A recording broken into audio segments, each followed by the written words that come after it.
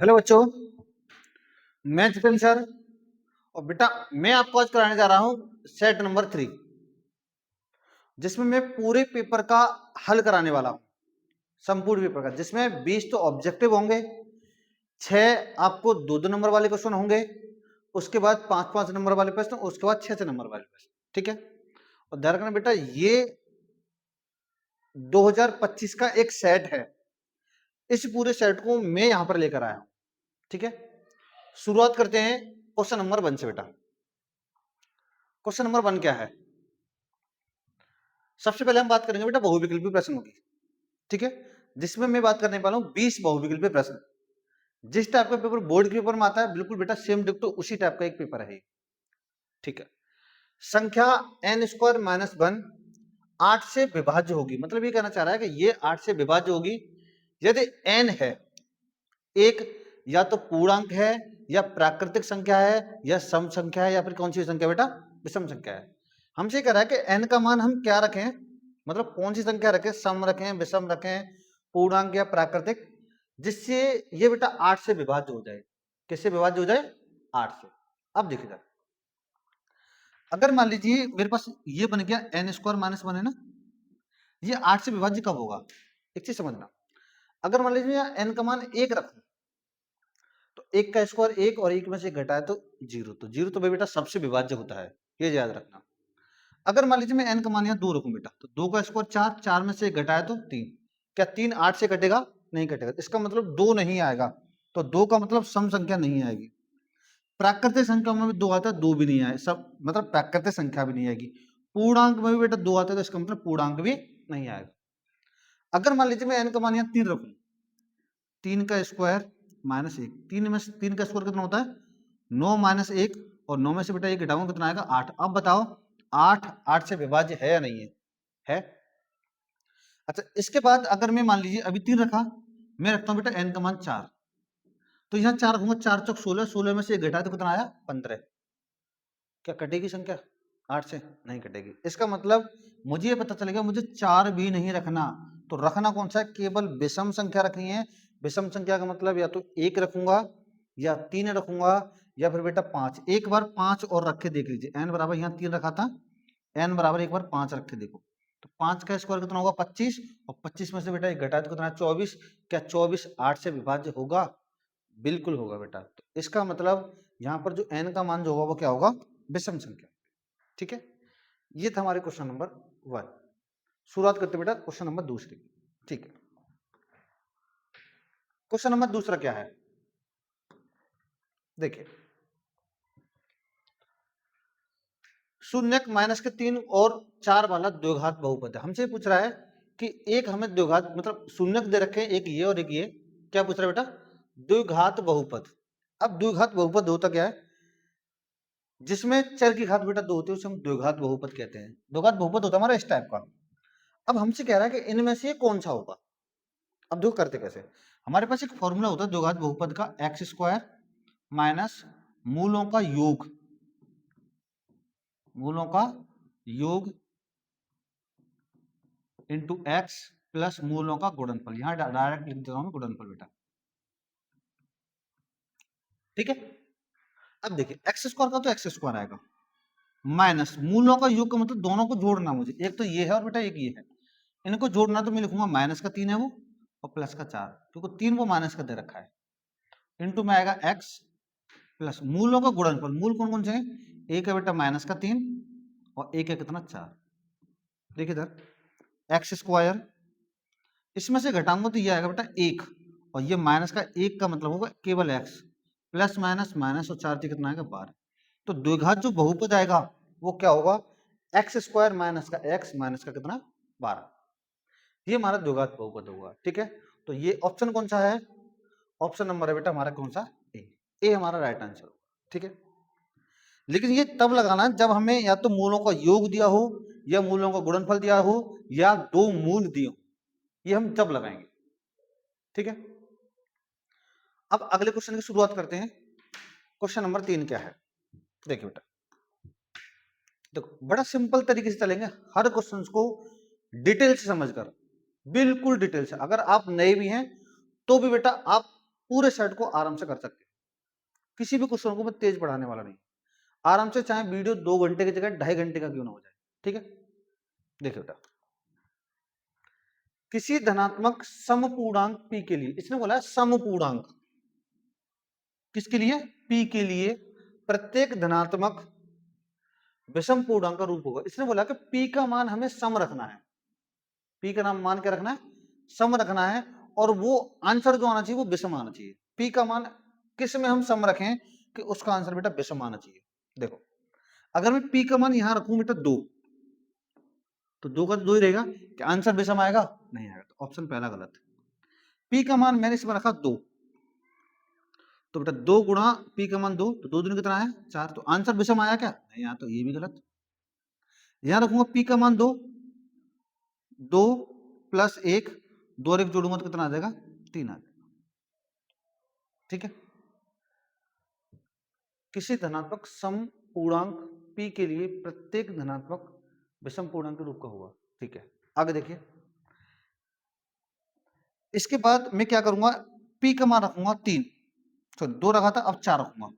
4 plus 1, 4 plus 1 कितना होगा? 5। तो इसका मतलब हर बार यहां पर कितना आ रहा है? विषम संख्या आ रही है। ठीक है, तो यहां पर एक तो बेटा ये भी ऑप्शन सही है हमारा, और एक ये भी ऑप्शन सही होगा। क्यों? क्योंकि सम पूर्णांक p के लिए बोला है इसने, तो सम यहां पर p का मान यहां 2 रखूंगा, 2 दूनी 4, 4 और 1 कितना होगा? 5। 4 रखूंगा, 4 दूनी 8, 8 और कितना होगा? 9। ये भी सब के सब क्या होंगे? विषम पूर्णांक के। तो इसमें बेटा हमारे ऑप्शन दोनों सही होंगे। कौन सही होंगे? दोनों सही होंगे। अगर बोलता किसी धनात्मक पूर्णांक p के लिए अगर सम शब्द नहीं होता, समझ लें एक बार, अगर सम शब्द नहीं होता तो धनात्मक पूर्णांक विषम आना चाहिए, तो बेटा ऑप्शन कौन सा होता? हमारा डी होता। ऑप्शन कौन सा होता? डी। कैसे? क्योंकि कुछ भी रख लो, आंसर बस विषम आना चाहिए। यहां पर अगर मैं 3 रखूंगा, 3 और 1 बेटा कितना आता? 4 आता, तो ये सम हो जाता। लेकिन कुछ भी रख लो बेटा, यहां पर हर बार क्या आएगा? विषम आएगा। ठीक है, तो अगर केवल पूर्णांक के लिए वो बात करें तो 2p प्लस बनाएगा। अगर सम पूर्णांक के बात के लिए, सम पूर्णांक के लिए बात करें तो इसके बेटा दोनों ऑप्शन सही होंगे। कौन से ऑप्शन सही होंगे? दोनों ऑप्शन सही होंगे। ठीक है, तो इसका बेटा सी ऑप्शन भी सही है और डी ऑप्शन भी सही। डन, आगे बढ़ते हैं।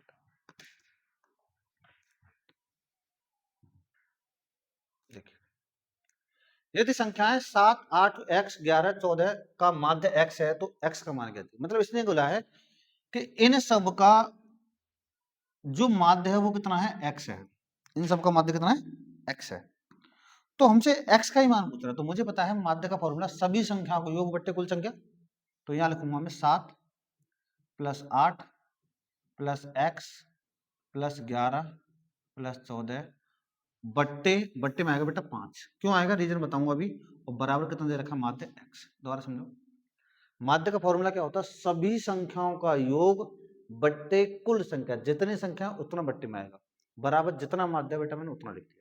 यहां से मुझे x का मान निकालना है, तो मैं इसकी गुणा कर दूंगा इसमें, तो इन सबको जोड़ दूंगा, इसको, इसको और इसको और इसको। तो 11 और 14 हो गया 25, 25 और 15 हो गया, तो ये हो गया 40 प्लस x बराबर यहां होगा बेटा 4x, सॉरी 5x। इस x को दल लेके जाऊंगा तो 40 बराबर 5x माइनस का x, तो 40 बराबर जो होगा बेटा कितना होगा? 4x। तो यहां से जो x का मान आएगा वो कितना आ जाएगा? 10 आ जाएगा। x का मान कितना होगा? 10। और 10 कौन सा बेटा? ऑप्शन नंबर सी हमारा क्या होगा? Right answer. ठीक है, सिंपल था क्वेश्चन। आगे देखते हैं बेटा,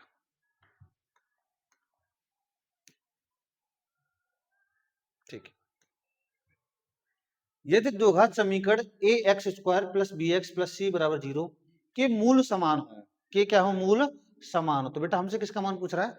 सी का मान ज्ञात कीजिए। अब देखो, मूल समान के लिए हमारे पास एक कंडीशन होती है, बी स्क्वायर माइनस 4ac का मान बेटा कितना आता है? 0 आता है। जब कभी भी हमसे बोल दे कि मूल समान है, मूल क्या है? समान है, तो बी स्क्वायर माइनस 4ac का मान हमेशा हम क्या लगाते हैं? 0 लगाते हैं। तो यहां से देखो, ए का मान तो बेटा ए ही है, बी का मान बी है और सी का मान क्या है? सी। बस यहां से हमें किसका मान निकालना? मतलब सी का मान निकालना है। सी का मान निकालने के लिए मैं क्या करूंगा? इसको लेके जाऊंगा इधर, तो यहां हो जाएगा बी स्क्वायर बराबर 4ac तो 4a कहाँ बन जाएगा नीचे, तो यहाँ से c का मान आ जाएगा बेटा कितना, b स्क्वायर बटे 4a या 4a।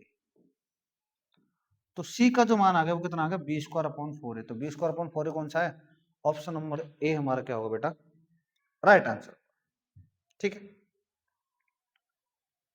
आगे देखते हैं पांचवा, अगला छठा क्वेश्चन देखिए, 1 से 10 तक की धनात्मक सम संख्याओं का समांतर माध्य। इसने बोला है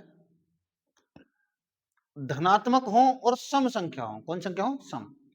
तो सम संख्या कौन सी होती है 1 से 10 तक की, तो 2 होगी एक पहली बेटा, एक 4 होगी, 6 होगी, 8 होगी और 10 भी होगी, 10 तक बोला है।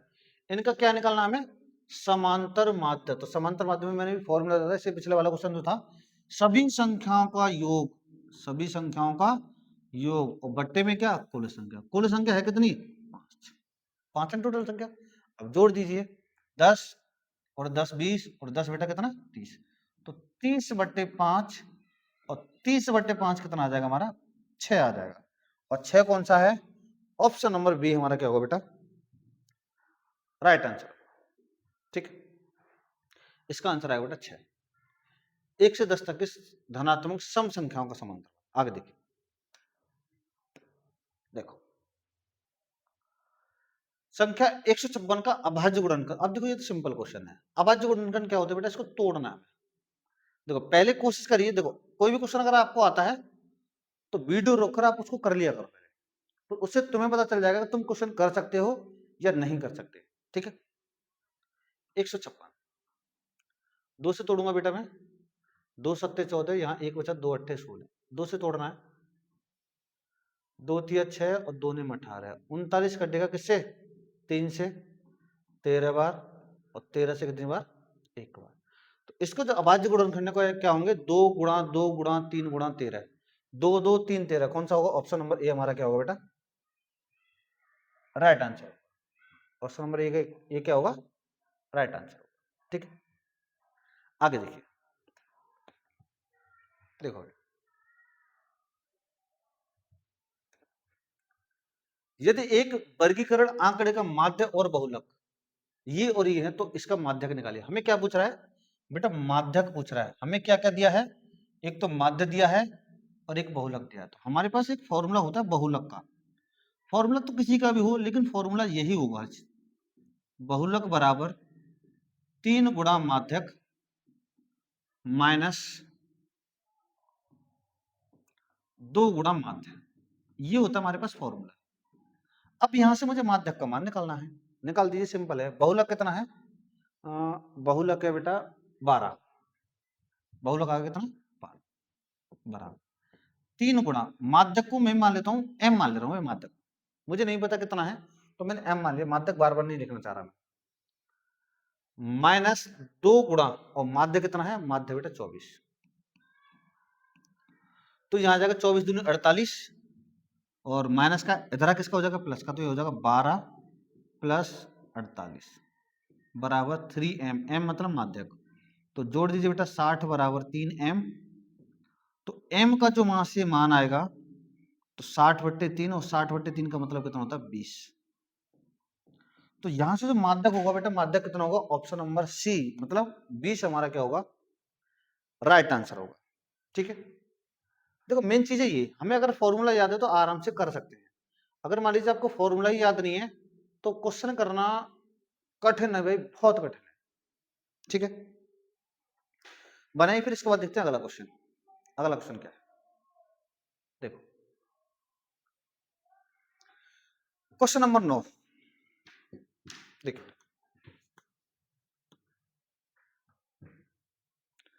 बिंदु 5,9 की बाई अक्ष से दूरी। अब देखो इसमें दो टाइप के क्वेश्चन पूछता है, क्या क्या,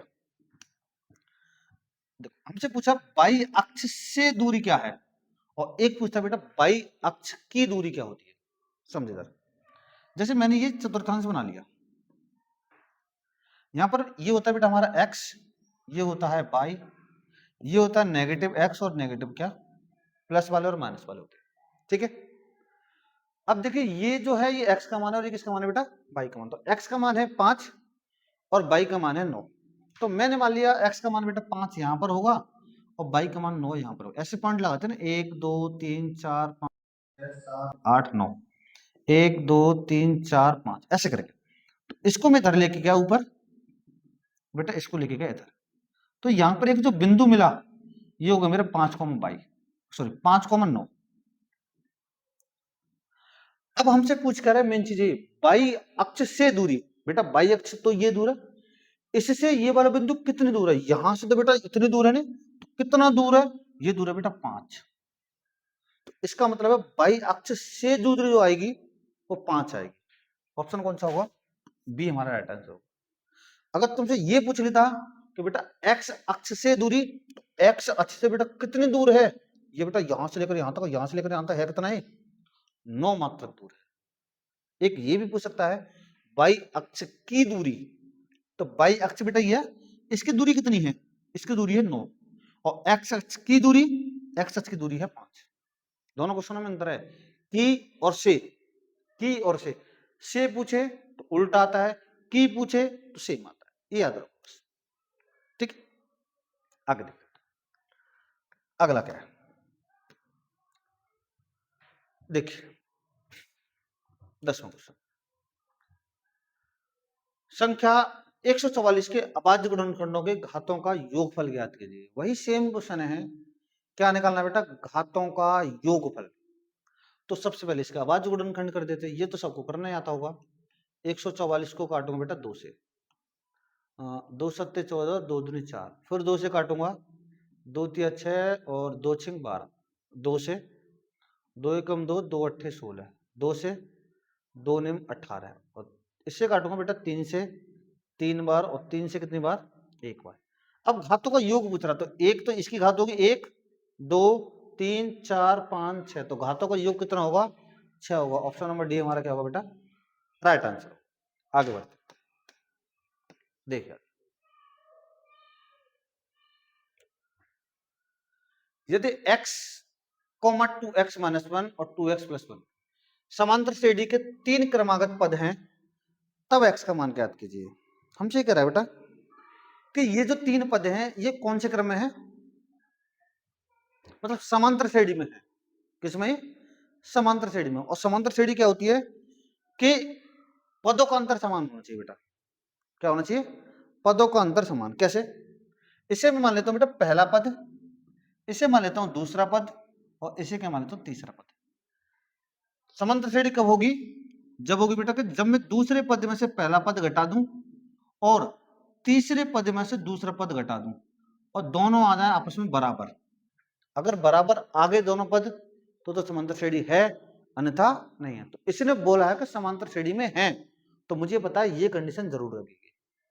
ठीक है, अब यहां पर मान लगा दीजिए a2 ये हो गया क्या, 2x माइनस 1 माइनस a1 हो गया x बराबर a3 हो गया 2x प्लस 1 माइनस a2 हो गया 2x माइनस 1, तो यहां हो जाएगा 2x माइनस 1। ठीक है, अब यहां से x का मान निकाल लीजिए, क्या होगा 2x में से x घटाऊंगा तो x बचेगा ना, x माइनस 1 इक्वल टू, तो इसको थोड़ा सा सॉल्व कर दीजिए, मतलब ब्रैकेट हटा दीजिए, माइनस माइनस प्लस 1 हो जाएगा। अब देखो एक और एक हो जाएगा 2, तो x minus 1 equal to 2, minus का दर्जा किसका हो जाएगा, प्लस का, तो x का जो मान आएगा वो कितना आ जाएगा, 3 आ जाएगा। और 3 कौन सा ऑप्शन है, ऑप्शन नंबर बी हमारा क्या होगा बेटा, राइट आंसर सही होगा। ठीक, आगे बढ़ते देखिए,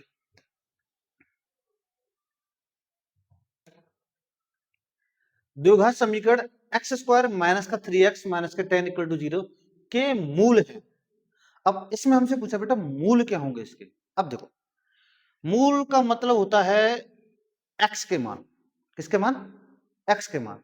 तो इसका मतलब अगर यहाँ x स्क्वायर है तो मूल भी हमारे 2 होंगे। मूल कितने होंगे, 2। देखो मूल निकालने के बहुत सारे तरीके होते हैं, 3 4 5 तरीके से मूल निकाल सकते हैं, लेकिन मैं तुम्हें सिंपल क्या वही तरीका बताऊंगा जो आपको पढ़ाया गया 10th में, सबको वही पढ़ाया जाता है 10th तक, तो वही तरीका बताऊंगा। ठीक है, करना क्या हमें कि इस 10 को ऐसी दो संख्या में तोड़ना है कि घटाने पे बेटा 3 आना चाहिए। 10 के ऐसे दो फैक्टर करने, ऐसे दो गुणनखंड करने, ऐसी दो संख्या लानी है कि उन दोनों संख्याओं को आपस में घटाऊं तो बेटा कितना आना चाहिए, 3 आना चाहिए। तो अब मुझे ये पता है कि 5 दूनी 10 होता है और 5 में से जब मैं 2 घटाऊंगा तो 3 आता है। तो सिंपल सा यहां से हो गया एक्स स्क्वायर माइनस का 5x में से जब मैं बेटा 2x घटाऊंगा तभी तो 3x आएगा बराबर 0। ठीक है, अब करना क्या है, ब्रैकेट हटा दीजिए, एक्स स्क्वायर माइनस का 5x, बेटा माइनस माइनस हो गया प्लस 2x माइनस का 10 और इक्वल टू कितना 0। अब ये देखिए, अब मुझे इन दोनों में देखना बेटा सेम क्या है, इन दोनों में सेम, इसमें और इसमें दोनों में x है। जब मैंने x बाहर ले लिया तो यहां बचेगा बेटा एक x और यहां बचेगा 5, तो यहां हो जाएगा x माइनस 5 प्लस, इन दोनों में मुझे लगता है 2 कॉमन है। देखो यहां पर भी 2 गुणा एक्स और यहां पर भी 10 को तोड़ सकता हूं, 2 गुणा 5, इसका मतलब 2 इसमें भी और 2 इसमें भी, तो यहां से मैं लिख सकता हूं x माइनस 10 बराबर 0, सॉरी 10 नहीं 5, तो 2 तो बाहर आ गया ना, तो 5 बराबर कितना 0। ये दोनों ब्रैकेट मतलब दोनों संख्या सेम है, ये वाला और ये, तो यहां होगा बेटा x माइनस 5, मतलब इसमें और इसमें x माइनस 5 कॉमन है, तो यहां क्या बचेगा x plus 2 equal to 0।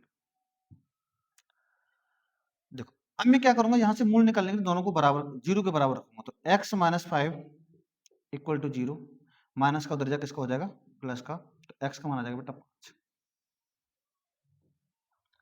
x plus 2 equal to 0, plus का दर्जा किसका होगा माइनस का, तो यहां आ जाएगा बेटा x का मान माइनस का, तो यहां से मेरे पास x के 2 मान आ गए और यही जो 2 मान है वही बेटा मेरे क्या है मूल है, तो 1 नंबर का क्वेश्चन था, ठीक है कोई दिक्कत नहीं। x का मान 5, y का मान सॉरी x का मान 1 5 आएगा, 1 माइनस का 2 आएगा, 5 और माइनस 2 कौन सा है, ऑप्शन नंबर बी बेटा हमारा क्या होगा राइट आंसर होगा। ठीक, आगे देखिए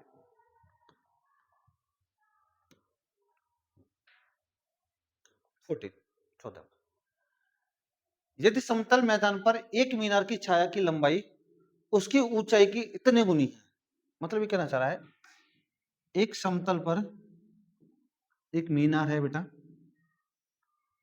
तो अब मुझे ये पता चल गया कि ये नवे चैप्टर से क्वेश्चन है, तो यहां मैंने मान लिया, अभी नहीं मानना मैं कुछ भी, यहां मैंने कौन मान लिया, ये मान लिया बेटा मैंने मीनार, और ये है मीनार की छाया की लंबाई, मीनार की छाया। अब देखिए किसी समतल मैदान पर एक मीनार की छाया की लंबाई, मतलब मीनार की छाया की लंबाई, छाया की लंबाई बोला इसने, ऊंचाई की √3 गुनी है, इसकी ये 3 गुनी है। अगर मान लीजिए मैं इसको x मान दो तो बेटा ये आएगा √3x, क्योंकि इसकी ये 3 गुनी है। अगर इसको 1 मान दो तो ये आएगा √3, इसको अगर 100 मान दो तो बेटा ये आएगा 100 √3, 3 गुनी √3 गुनी है। डन। तो उन्नयन कोण ज्ञात कीजिए बेटा, उन्नयन कोण इसका मतलब थीटा ज्ञात। अब देखो थीटा के सामने वाली भुजा को हम बोलते हैं बेटा लंब, और ये क्या होता है आधा। अगर आपने नवा चैप्टर थोड़ा बहुत भी पढ़ा तो आराम से समझ जाएगा, आराम से।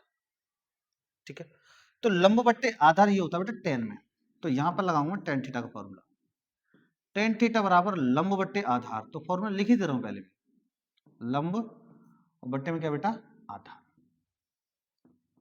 ठीक है, तो टेन थीटा का मान मुझे यहां से निकालना है, लंब का मान है x और आधार का मान बेटा कितना √3x, x से x खत्म, तो यहां बचा टेन थीटा बराबर 1/√3। अब मुझे ये देखना है कि टेन में 1/√3 किसका मान होता है, तो बेटा ये सबको पता है, मुझको भी पता है, तुमको भी पता है, औरों को भी पता है, क्या पता है कि टेन में जो 1/√3 मान होता है बेटा वो होता है टेन 30 का। टेन से टेन जब हटा देंगे तो थीटा का मान जो आएगा बेटा कितना आ जाएगा 30 अंश आ जाएगा, और यही क्या होगा मेरा इस क्वेश्चन का आंसर होगा। डन, इजी है, समझ में आ गया होगा। आगे बढ़ते बेटा, बनाइए जल्दी, देखिए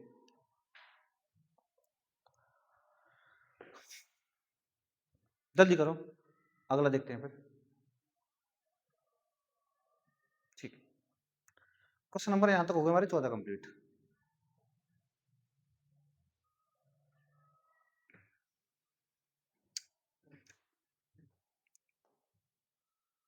क्वेश्चन नंबर अगला क्या है 15। ठीक है, देखते हैं। ये कह रहा है बिंदु P माइनस के 6,8 की मूल बिंदु से दूरी पूछ रहा है। अब हमसे पूछ रहा है मूल बिंदु की दूरी ज्ञात कीजिए बेटा।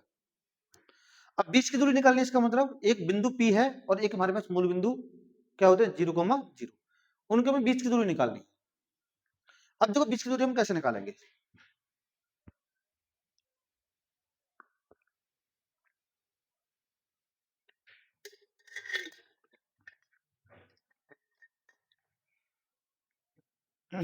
पढ़ाते पढ़ाते भाई गला सूख जाता है, तो क्लास लंबी होती है। देखो बिंदु P माइनस के 6,8 की मूल बिंदु से दूरी हमें क्या निकालना बेटा, मूल बिंदु से दूरी। तो मूल बिंदु हमारे पास होते हैं बेटा 0,0। मूल बिंदु क्या होते हैं 0,0 और एक हमें दूसरा बिंदु दिया माइनस के 6,8। इन दोनों बिंदुओं के बीच की दूरी निकालें। तो बीच की दूरी का फॉर्मूला होता है d बराबर रूट में x2 माइनस x1 का whole square plus y2 minus y1 का होल स्क्वायर। अब देखिए अगर मैं बात करूं इन बिंदुओं की तो ये होगा मेरा x1 y1 x2 और क्या y2। हम उल्टा भी कर सकते हैं, इसको x1 y1 और x2 y2 भी मान सकते हैं, कोई दिक्कत नहीं। बस इन सब की वैल्यू लगा दीजिए बेटा इसमें। सबसे पहले मैं बात करूंगा x2, तो x2 का मान है माइनस का 6 माइनस x1 का मान कितना है पता है आपको 0 है का स्क्वायर प्लस y2 का मान बेटा 8 है माइनस y1 का मान है 0 और इसका क्या,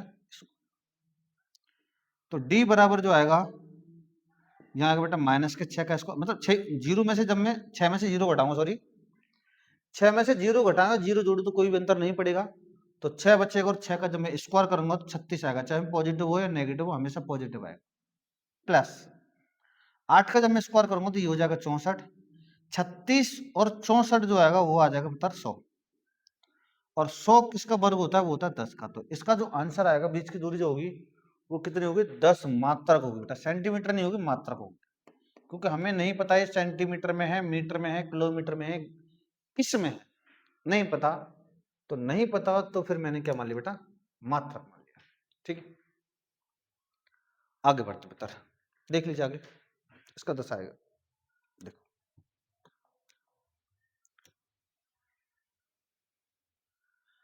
ये भी अच्छा क्वेश्चन है भाई, 1 नंबर का है और कई बार पूछा गया ये वाला क्वेश्चन, बहुत बार पूछा गया। साइन थीटा, देखो इसको फाइव दे रखा है, थीटा मान लीजिए, साइन थीटा बराबर कॉस थीटा, तो थीटा का मान ज्ञात कीजिए। अब हमें ये सोचना है कि साइन थीटा और कॉस थीटा में, देखो इसके दो तरीके हैं, सिंपल वाले भी दो तरीके हैं। कैसे, एक तरीका तो ये है कि हमें ये देखना है साइन थीटा में और कॉस थीटा में मान किसका बराबर होता है। तो देखो साइन 30 का मान होता है 1/2, साइन 45 का होता है 1/√2, साइन 60 का होता है √3/2। ऐसे ही कॉस 30 का होता है √3/2, कॉस 45 का होता है 1/√2 और कॉस 60 का होता है 1/2। अब इसमें मुझे ये चेक करना है ऐसा कौन सा मान है जिस पर साइन और कॉस दोनों के मान समान होते हैं। तो मुझे ये पता है कि कॉस सॉरी थीटा का मान अगर मैं 45 रखूं तो यहाँ साइन 45 और कॉस 45, साइन 45 और कॉस 45 पर दोनों का मान क्या रहता है, समान रहता है। एक तरीका तो ये है। दूसरा तरीका ये है कि जैसे मान लीजिए साइन थीटा है, मैं थीटा लिख दे रहा हूं, इसको मैं नीचे लेके आया तो ये हो जाएगा बेटा कॉस थीटा और बराबर यहाँ होगा 1, साइन बटे कॉस होता है हमारे पास टेन थीटा। अब ये देख लीजिए टेन में एक किसका मान होता है, तो अब हमें ये भी पता है कि टेन में जो एक मान होता है वो 45 का होता है, तो यहाँ लिख सकता हूँ टेन 45, तो टेन से टेन खत्म होगा फिर भी थीटा का मान कितना आएगा 45 आएगा। कैसे भी कर लीजिए दोनों से आंसर बेटा सेम आएगा। ठीक है चलो अगले क्वेश्चन की तरफ बढ़ते बेटा, क्वेश्चन क्या है आगे देखिए। देखो अच्छा इसमें और इसमें अंतर है, उसमें थीटा का मान पूछा था और इसमें पूछा बेटा कोसेक थीटा का मान, पूरे थीटा का मान कोसेक थीटा का मान। तो अब देखिए कोट थीटा बराबर, देखो इस तीन को मैं क्या कर रहा हूँ इसके नीचे लेके जा रहा हूँ, क्योंकि इसके नीचे एक होगा इसके नीचे तो क्रॉस मल्टीप्लिकेशन कर देंगे, तो कोट थीटा का जो मान आ जाएगा वो आ जाएगा मतलब कितना 4/3। अब आपने ये भी पढ़ा होगा कि लाल बट्टे का के ए, जो कोट का जो मान होता है वो होता है बेटा आधार बट्टे लंब। तो इसका मतलब ये मेरा आधार है और ये क्या है लंब है, आधार और लंब दिया है। जब ये आधार और लंब दिया है तो मुझे निकालना क्या है, कुसेक थीटा। और कुसेक थीटा का मान होता है बेटा कर्ण बट्टे लंब। क्या होता है, कर्ण बट्टे लंब। तो यहां लिख दे रहा हूं कुसेक थीटा बराबर कर्ण बट्टे लंब। तो अब मुझे कर्ण का मान चाहिए, कर्ण का मान नहीं है लेकिन लंब का तो मान है। लंब का मान कितना, 3। तो मुझे ये पता चलेगा बट्टे में कितना आएगा, 3 आएगा। इसमें तो भाई 3 ही ऑप्शन है क्या? ठीक है भाई। तो अब मुझे ये पता चलेगा जो बट्टे में आएगा वो 3 आएगा। तो देखो ऑप्शन में 3 ये नहीं है, बट्टे में ये भी नहीं है, ऑप्शन में केवल कौन सा है, ए। तो ये वाला हमारा क्या होगा, राइट आंसर। लेकिन ऐसे काम नहीं चलेगा। मान लीजिए अगर 2 क्वेश्चन आ जाए ऐसे बट्टे में 3, तो कैसे करेंगे देखिए। अब देखिए यहाँ पर मुझे कर्ण का मान निकालना। तो कर्ण का मान निकालने के लिए मेरे पास एक पाइथागोरस प्रमेय होती है, कर्ण का स्क्वायर बराबर लंब का स्क्वायर प्लस आधार का स्क्वायर। ये सिंपल तरीके से करा दे रहा हूँ, पाइथागोरस प्रमेय। कर्ण निकालने के लिए मतलब कोई सी भी तीनों में से किन्हीं भी 2 भुजाओं का मान दिया हो, तीसरी भुजा निकालनी हो तो हम ये वाला फॉर्मूला लगाते हैं। कर्ण पुत्र निकालना है हमें। लंब कितने का है, लंब है 3 का स्क्वायर। आधार कितने का है, 4 का स्क्वायर। 3 का कितना होता है 9, 4 का होता है पुत्र 16। तो 16 और 9 जब मैं जोड़ूंगा तो कितना आ जाएगा 25। और 25 जो मान होता है वो किसका होता है पुत्र, सॉरी 5 का होता है। तो यहां से मेरे पास कर्ण का मान है, लंब का मान है, आधार का मान है, कोसेक थीटा का मान निकालना था। कर्ण बट्टे लंब होता है और कर्ण का मान 5 है और लंब का मान कितना 3 है। और यही क्या हमारा आंसर है। वो आंसर कौन सा, ऑप्शन नंबर ए हमारा क्या है, राइट आंसर। ठीक है, ऐसे भी आराम से कर सकते हैं, कोई दिक्कत नहीं। आगे देखो अगला क्वेश्चन क्या कर रहा है। यदि 2 गोलों के आयतनों का अनुपात 27/64 है, मतलब 2 गोले हैं, ठीक है, जिनके आयतनों का अनुपात मतलब गोले का आयतन कितना 27 और 64 है। तो देखो 27 एक है और 64 है। इसका मतलब जो 27 होगा वो गोला छोटा होगा, जो 64 होगा वो गोला क्या होगा, बड़ा होगा। तो यहां देखो इसका एक डायरेक्ट तरीका भी है। क्या है डायरेक्ट तरीका, देखिए क्या पूछ रहा है हमसे, क्षेत्रफल का अनुपात। ये हमें क्या दिया बेटा, आयतन दिया है। और हमें ये पता है आयतन जो होता है वो भुजा का क्यूब होता है। आयतन क्या होता है, 4/3 पाई आर क्यूब। तो 4/3 पाई से 4/3 पाई कट जाएगा तो आर क्यूब। तो आर क्यूब का मान कितना है 27।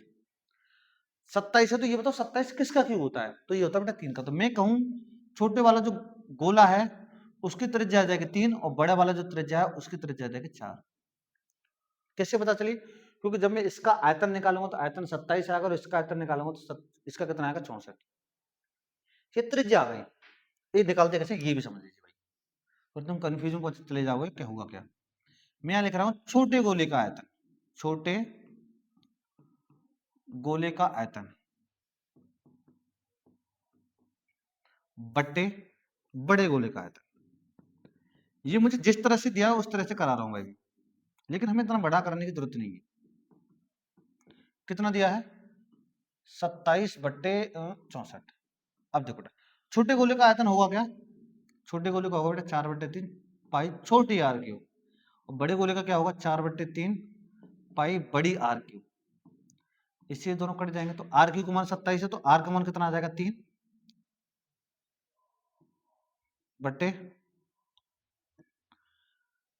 सॉरी इधर देखो, यहां से लिखता हूं आर क्यूब बट्टे आर क्यूब बराबर 3/4, 3 का क्यू और 4 का क्यू। तो क्यू से क्यू हट जाएगा तो आर बट्टे आर जो आएगा वो आ जाएगा 3/4। तो छोटी वाली आर आ गई 3 की और बड़ी वाली आर कितनी की आ गई 4 की। अब हमसे क्या पूछ रहा है, पृष्ठ क्षेत्रफल का अनुपात। और क्षेत्रफल क्या होता है, भुजा का स्क्वायर। तो बेटा इसका स्क्वायर कर दीजिए दोनों का। तो 3 का स्क्वायर हो जाएगा 9 और 4 का कितना हो जाएगा 16। तो इसका जो आंसर आएगा क्षेत्रफल का वो आ जाएगा बेटा 9:16। और 9:16 हमारा कौन सा होगा, ऑप्शन नंबर सी हमारा राइट आंसर होगा। सॉरी उल्टा कर दिया मैंने, 16:9 नहीं 9:16। तो ऑप्शन कौन सा होगा, ए होगा 9:16। ठीक है 9:16। आगे देखिए 19 अर्धगोले का कोण क्या होता है। अब देखो अर्धगोले का थोड़ा समझा दे रहा हूं उसको। जैसे मान लीजिए कि मेरे पास गोला है, इसका मैंने बना दिया अर्धगोला। तो ये केंद्र है, यहां से जो ऐसे करके जो गोला बनेगा और ये वाला जो कोण बनेगा वो हमेशा कितने का बनता है 90 का। ये एक प्रमेय है 9th क्लास में कि अर्धवृत्त में बना कोण क्या होता है, समकोण होता है। समकोण कितने होता है, 90 अंश का। तो ऑप्शन नंबर ए हमारा क्या होगा, राइट आंसर। अगले इसमें समांतर माध्य के कई क्वेश्चन आ गए, ठीक है, कोई दिक्कत नहीं है। यदि 7, 13, 20, 17 और 3x का समांतर माध्य 18 है, समांतर माध्य कितना दिया है 18, तो x का मान पूछ रहा है। सेम वही प्रोसेस है, 7 + 13 समांतर माध्य का सभी संख्याओं का योग बट्टे कुल संख्या प्लस 3x, और बट्टे में कितना आएगा 1 2 3 4 5, 5 आ जाएगा, और बराबर हमें समांतर माध्य कितना दिया है 18। अब यहां से मुझे x का मान निकाला, बेटा 18 गुणा इसको तो 18 पंजे 90 हो जाएगा। इन सबको जोड़ दो, देखो 20 और 20 40 50, और ये हो गया 50 और 7 57, 57 प्लस 3x बराबर 18 पंजे 90, प्लस का उधर जाएगा हो जाएगा माइनस का 90 माइनस का 57, और जब मैं 90 में से 57 घटाऊंगा तो 33 आएगा ना। तो x का जो मान आ जाएगा यहाँ से कितना आ जाएगा बेटा 11 आ जाएगा, और 11 हमारा कौन सा ऑप्शन है, ऑप्शन नंबर बी हमारा क्या होगा बेटा, राइट आंसर। ठीक है, ये कर लिए पुत्र हमने 20 इंपोर्टेंट क्वेश्चन। ठीक है, अब इसके बाद में कराने जा रहा हूं आपको 2-2 नंबर वाले प्रश्न, जो क्वेश्चन नंबर 21 होगा। आगे देखो, जैसे ही अब आ गया क्वेश्चन नंबर 21। अब तक 20 पढ़े थे हमने, क्वेश्चन नंबर 21 में शुरुआत होगी क्वेश्चन कितने नंबर का, ये सारे क्वेश्चन होंगे बेटा 2-2 नंबर के। ठीक है, अब देखिए ये भाई 2024 में और 2025 में दोनों साल ये वाला क्वेश्चन आया, और 2 नंबर में पूछा गया, याद रखना दोनों साल। इसलिए ज्यादा से ज्यादा इंपॉर्टेंट क्वेश्चन, मतलब बहुत ज्यादा इंपॉर्टेंट क्वेश्चन है, और आपको करना भी जरूर है, अच्छी तरह समझ लें। यदि 65 और 117 के HCF को इसके रूप में लिखा जाता है, अब ये समझ में नहीं आता बच्चों, तो m का मान कितना, मतलब ये कहना चाह रहा है कि इसका जो HCF है, इन दोनों का HCF इसके बराबर होगा, तो वहां से हमें m का मान निकालना। तो पहले बेटा इनका मुझे HCF निकालना, किसका 65 का और 117 का। तो देखो 65 को कैसे तोड़ूंगा, 13 पंजे 65, और 117 को कैसे तोड़ूंगा 13 नंबर 100, मतलब 13 गुणा 3 गुणा 3, इसका हम फैक्टर कर लेंगे। तो इसका जो HCF होगा 65 और 117 का, इसका जो HCF आएगा बेटा कितना आ जाएगा, वो आ जाएगा मेरा 13। HCF कितना आ गया 13, और ध्यान रखना HCF जो है वो इसके रूप का है, मतलब इसके बराबर है। किसके बराबर है, 65m माइनस 117 के बराबर जो मेरा HCF है, और HCF है कितने का 13 का, HCF 13 का है।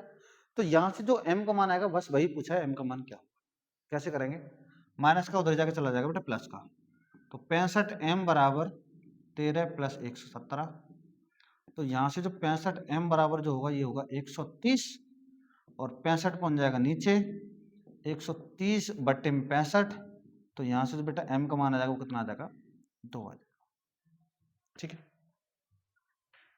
और यही क्या होगा हमारे इस क्वेश्चन का आंसर होगा। डन, आगे बढ़ते हैं बेटा, कर लो जल्दी बनाओ, आराम से वीडियो को पॉज कर लिया करो, पॉज करके बना लिया करो। ठीक है, बढ़ते हैं।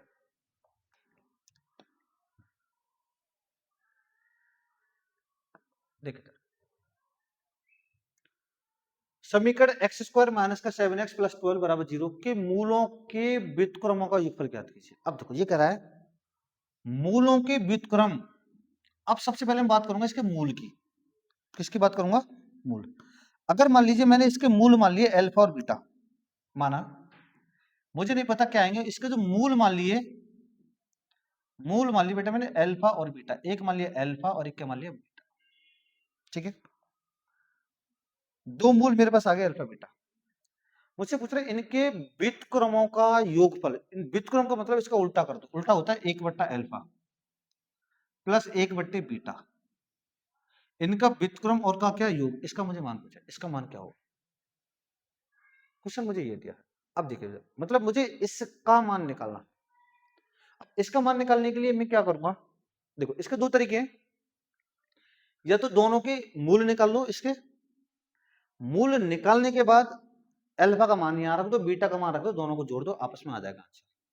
या फिर एक तरीका और है क्या, कि मैं क्या करूंगा, यहां से अल्फा बीटा एलसीएम ले लूंगा, तो इधर आ जाएगा बेटा बीटा और इधर आ जाएगा अल्फा। अब मुझे यहां से एक चीज पता चलेगी कि ये जो है ये है मेरे मूलों का योग और ये है मेरे मूलों का गुणनफल। गुणनफल, तो इसका मतलब अगर मैं यहां से मूलों का योग निकालूं और मूलों का गुणनफल निकाल लूं, यहां लगा दूं तो मेरा आंसर आ सकता है, आ सकता नहीं आ जाएगा।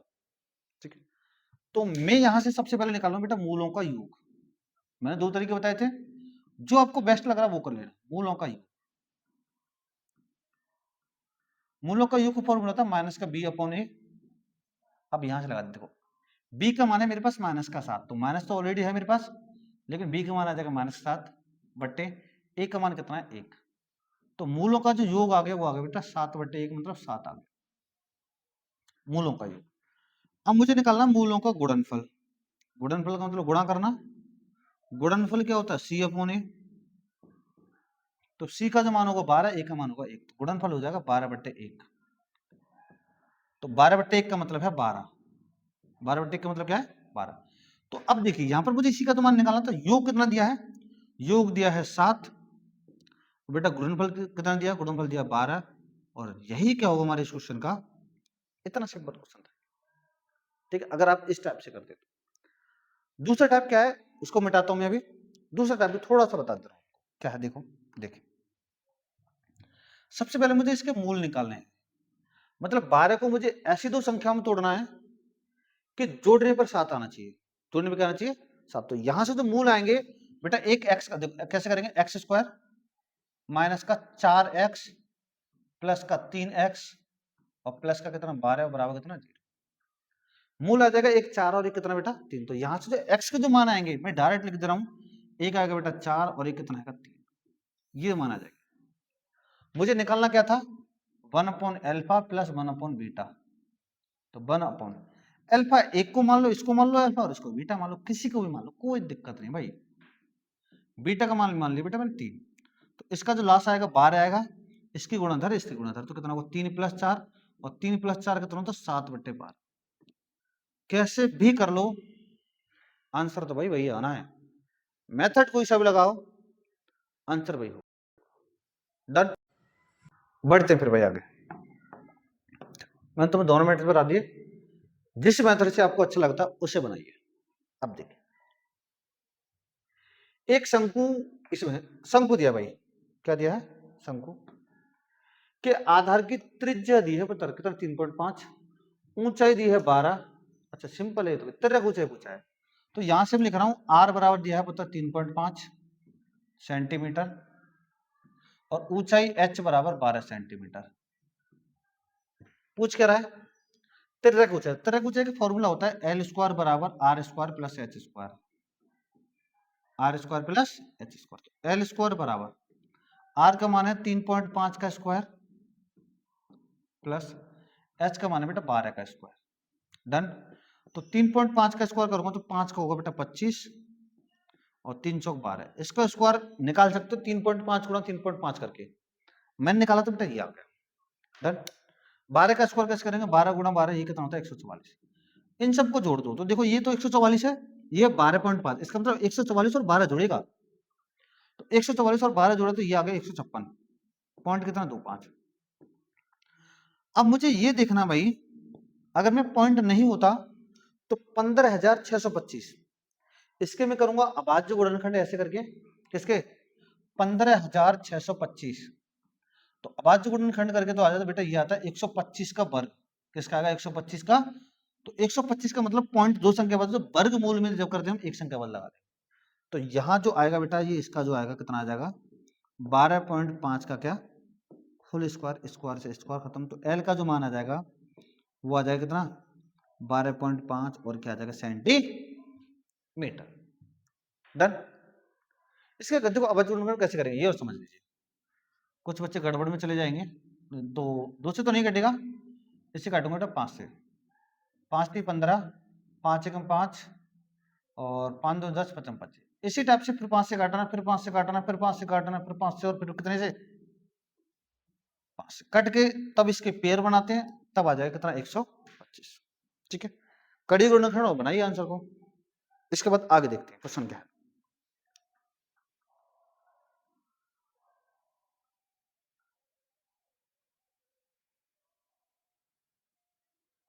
देखिए बेटा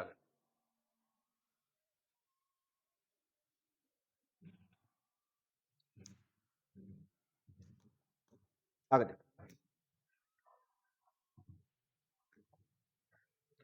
वह अनुपात ज्ञात कीजिए। हमें ज्ञात क्या करना है, अनुपात, जिसमें बिंदु ये और ये को मिलाने वाला रेखाखंड को बिंदु इसमें विभाजित करता है। मतलब ये कहना चाह रहा है हमें दो बिंदु दिए हैं और दो बिंदुओं को विभाजित करने वाला बिंदु दिया है। देखो, तो मैंने यहां से मान लिया, यहां से लेकर बेटा यहां तक दो बिंदु ये और ये। तो इसको थोड़ा सा छोटा कर लेते हैं भाई पेन। बिंदु कितना है, -3, 10 और एक है बेटा 6, -8। इसको जोड़ने वाला जो बिंदु है, जो विभाजित करने वाला बिंदु है, वो मान लिया मैंने बीच में। कम मान लिया मैंने यहाँ, वो बिंदु कितना है, -1, 6। ठीक है, अब ये बिल्कुल बीच में नहीं होगा, इसका हमसे ये पूछ रहा अनुपात ज्ञात करो। तो अनुपात में बेटा एक को मान लूंगा मैं m और एक को क्या मान लूंगा n। या तो मैं अनुपात ऐसे निकाल सकता हूं, या फिर अनुपात निकालने के लिए बेटा हम यहाँ k लगा देंगे और यहाँ 1 लगा देंगे। कैसे भी कर लीजिए, अगर अनुपात पूछा हो तो हम क्या करेंगे, इजी करने के लिए एक को मान लूंगा मैं k और एक को क्या मान लूंगा 1। तो यहाँ से जो k का मान आएगा वही बेटा मेरा अनुपात, वही मेरा क्या होगा, अनुपात। ठीक है, तो अनुपात निकालने के लिए केवल यहाँ पर या तो x अक्ष का फॉर्मूला लगा लीजिए विभाजन सूत्र वाला, या y अक्ष का फॉर्मूला लगा लीजिए विभाजन सूत्र वाला, कोई सा भी एक फॉर्मूला लगा लीजिए। तो मैं विभाजन सूत्र वाला फॉर्मूला लगाता हूँ, केवल x वाला। अगर तुम्हें बेटा डाउट है तो तुम y वाला भी लगा लेना, विभाजन सूत्र। वैसे पहले पूरा फॉर्मूला लिखता हूँ, x बराबर mx2 अपॉन m+n। ऐसे y बराबर होता है बेटा m/2 अपॉन में m+n। डन। देखिए, देखो ये जो मान होता है, ये होता है हमारा बेटा x का और ये y का। ये होता है x1 y1, ये x2 और ये क्या y2। ये जो मान होगा ये m का मान होगा, और ये जो मान होगा ये किसका मान होगा, n का। मतलब यहां से मैं ये वैल्यू लगा के k का मान निकाल सकता हूं। किसका मान निकालना मुझे, k का। अब देखिए k का मान कैसे निकालेंगे, पहले कोशिश कीजिए। सबसे पहले मुझे x का मान रखना है, -1, m का मान, सबके मान यहां रख रहे हैं और निकालिए कितना। ठीक है,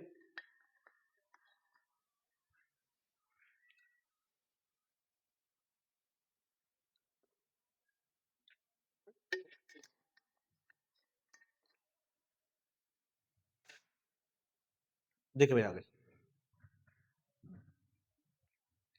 x का मान है बेटा मेरे पास -1, m का मान है मेरे पास k, x2 का मान है 6 है, m का मान k, तो यहाँ मैंने m ही रख दिया k, प्लस n का मान कितना है 1, x1 का मान है -3 अपॉन k+1। तो यहां से बस केवल मैं यही फॉर्मूला, इसी से k का मान निकाल दो, इसकी गुणा कर दो इधर, -k -1 इक्वल टू 6k -3। बस क्या करना है, k को उधर ले जाइए, संख्या को उधर, तो यहाँ होगा -k -6k बराबर -3, माइनस का उधर जाके प्लस का हो जाएगा, -7k जुड़ गया, -2। तो बेटा माइनस से माइनस खत्म, 7 का बन जाएगा नीचे 2/7। मतलब अनुपात जो आएगा बेटा k अनुपात 1 का जो मान आएगा कितना आ जाएगा, 2:7 आ जाएगा।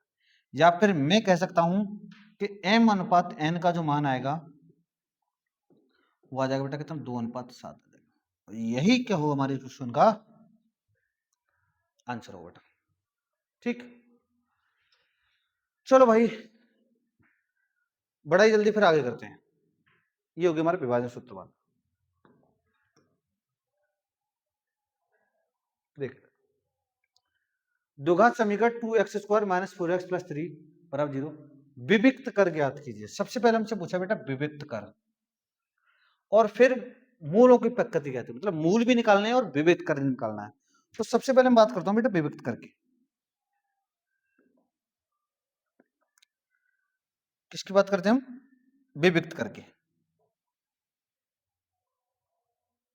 देखिए विविक्त कर को मैं लिखूंगा बेटा डी से, तो डी बराबर फॉर्मूला क्या होगा, B square minus 4ac। D होता है विविक्त कर, तो विविक्त कर मान मुझे यहां से निकालना। तो सबसे पहले बात करूंगा एबीसी की। तो बेटा जो ये जो होगा ये होगा मेरा ए का मान 2, बी का मान होगा -4 और सी का मान होगा 3। अब एबीसी का मान यहां लगा दीजिए, तो विविक्त कर का मान आ जाएगा डी बराबर, बी का मान है -4 का स्क्वायर 4 गुणा, ए का मान है 2 और सी का मान है बेटा 3। अब देखिए 4 का वर्ग होगा 16 माइनस 4 दूनी 8, 8 से कितना आ गया 24।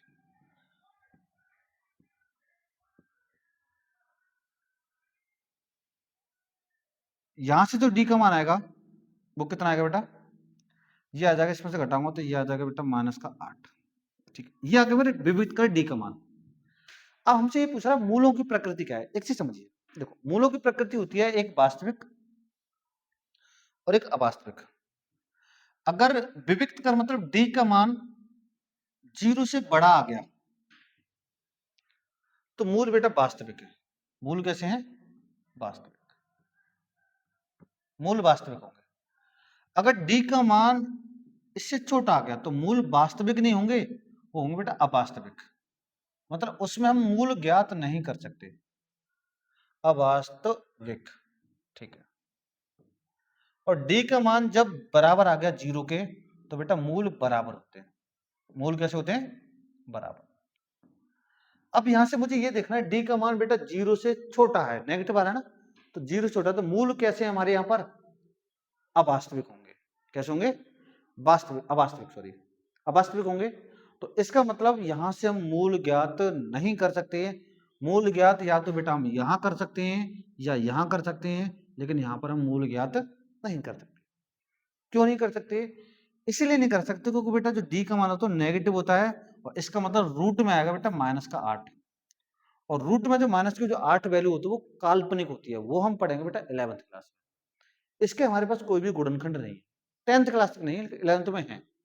तो अभी जो सिलेबस में है वही पढ़ेंगे, एक्स्ट्रा नहीं पढ़ेंगे। आगे देखते हैं।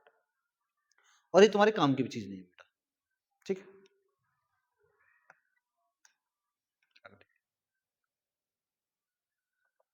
इसके बाद दो क्रमागत धन पूर्णांक सम संख्याओं के वर्गों का योग। इसने एक शब्द और बोला, सम संख्या, वर्गों का योग 340 संख्या ज्ञात की। इसने बोला है बेटा दो तो क्रमागत है, क्रमागत का मतलब होता है लगातार, और धन पूर्णांक मतलब पॉजिटिव संख्या और विषम सॉरी सम संख्या है।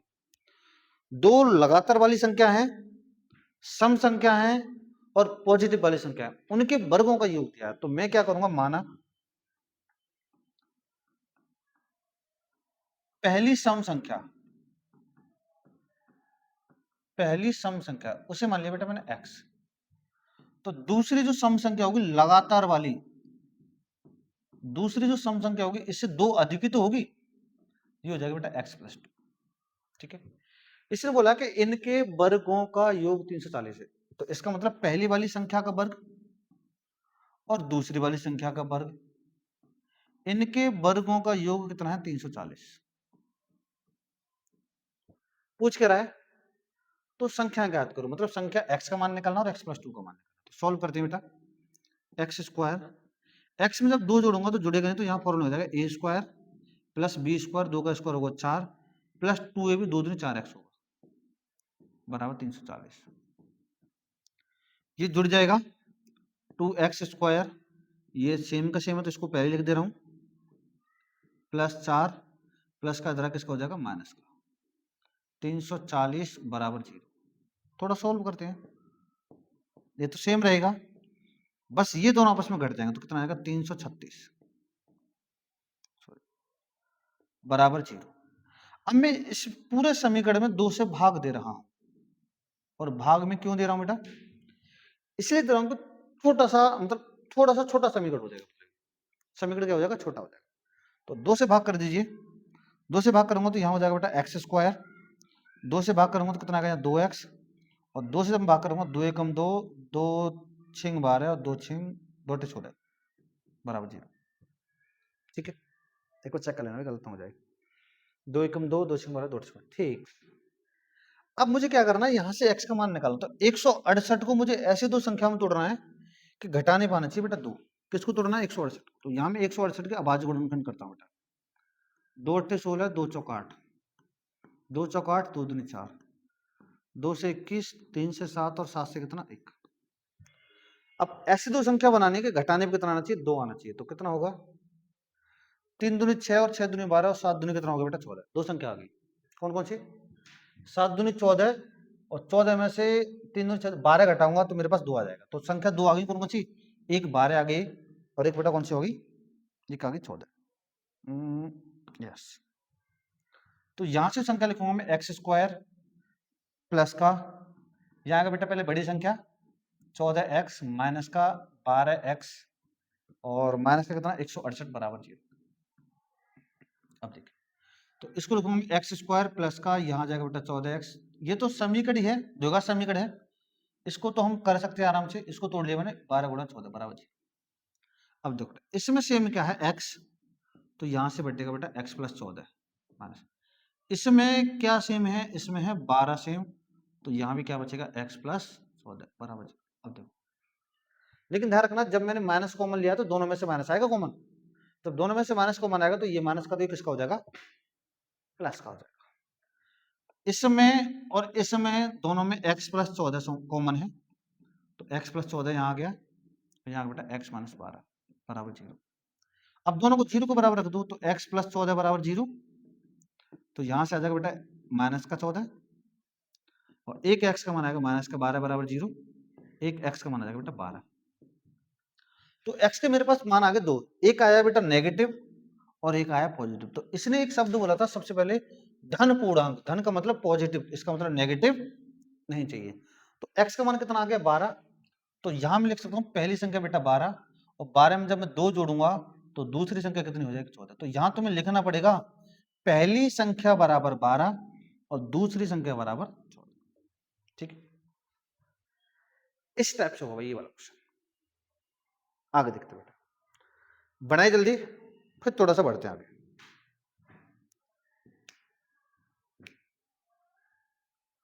देखिए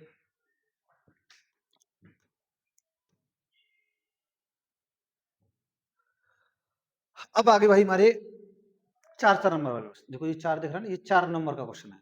ये 4 नंबर वैसे नहीं, केवल क्वेश्चन दिखाया गया है 4 नंबर का। क्या कह रहा है, यदि बिंदु x, y बिंदुओं 3, 6 और माइनस के 3, 4 से समदूरस्थ हों, क्या हो, समदूरस्थ हों, तो x और y में एक संबंध क्या कीजिए। समदूरस्थ का मतलब तो हमें पता ही है कि समान दूरी पर स्थित।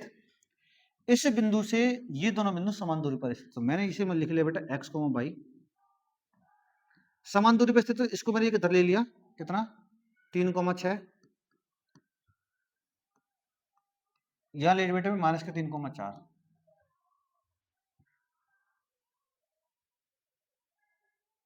समान दूरी पर क्या है, ये स्थित है। अब देखिए, इसका मतलब इसे मैंने मान लिया a और इसे मान लिया b और इसे क्या मान लिया c। तो ए बी के जो बीच की दूरी जो होगी AC के बीच की दूरी के बराबर होगी। तो यहां से एक संबंध बन जाएगा। तो यहां से लिखूंगा बेटा मैं AB के बीच की दूरी बराबर होगी AC के बीच की दूरी। ठीक है, अब देखिए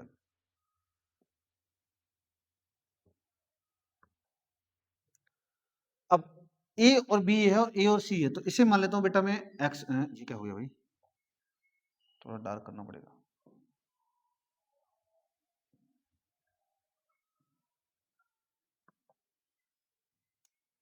क्या हो गया,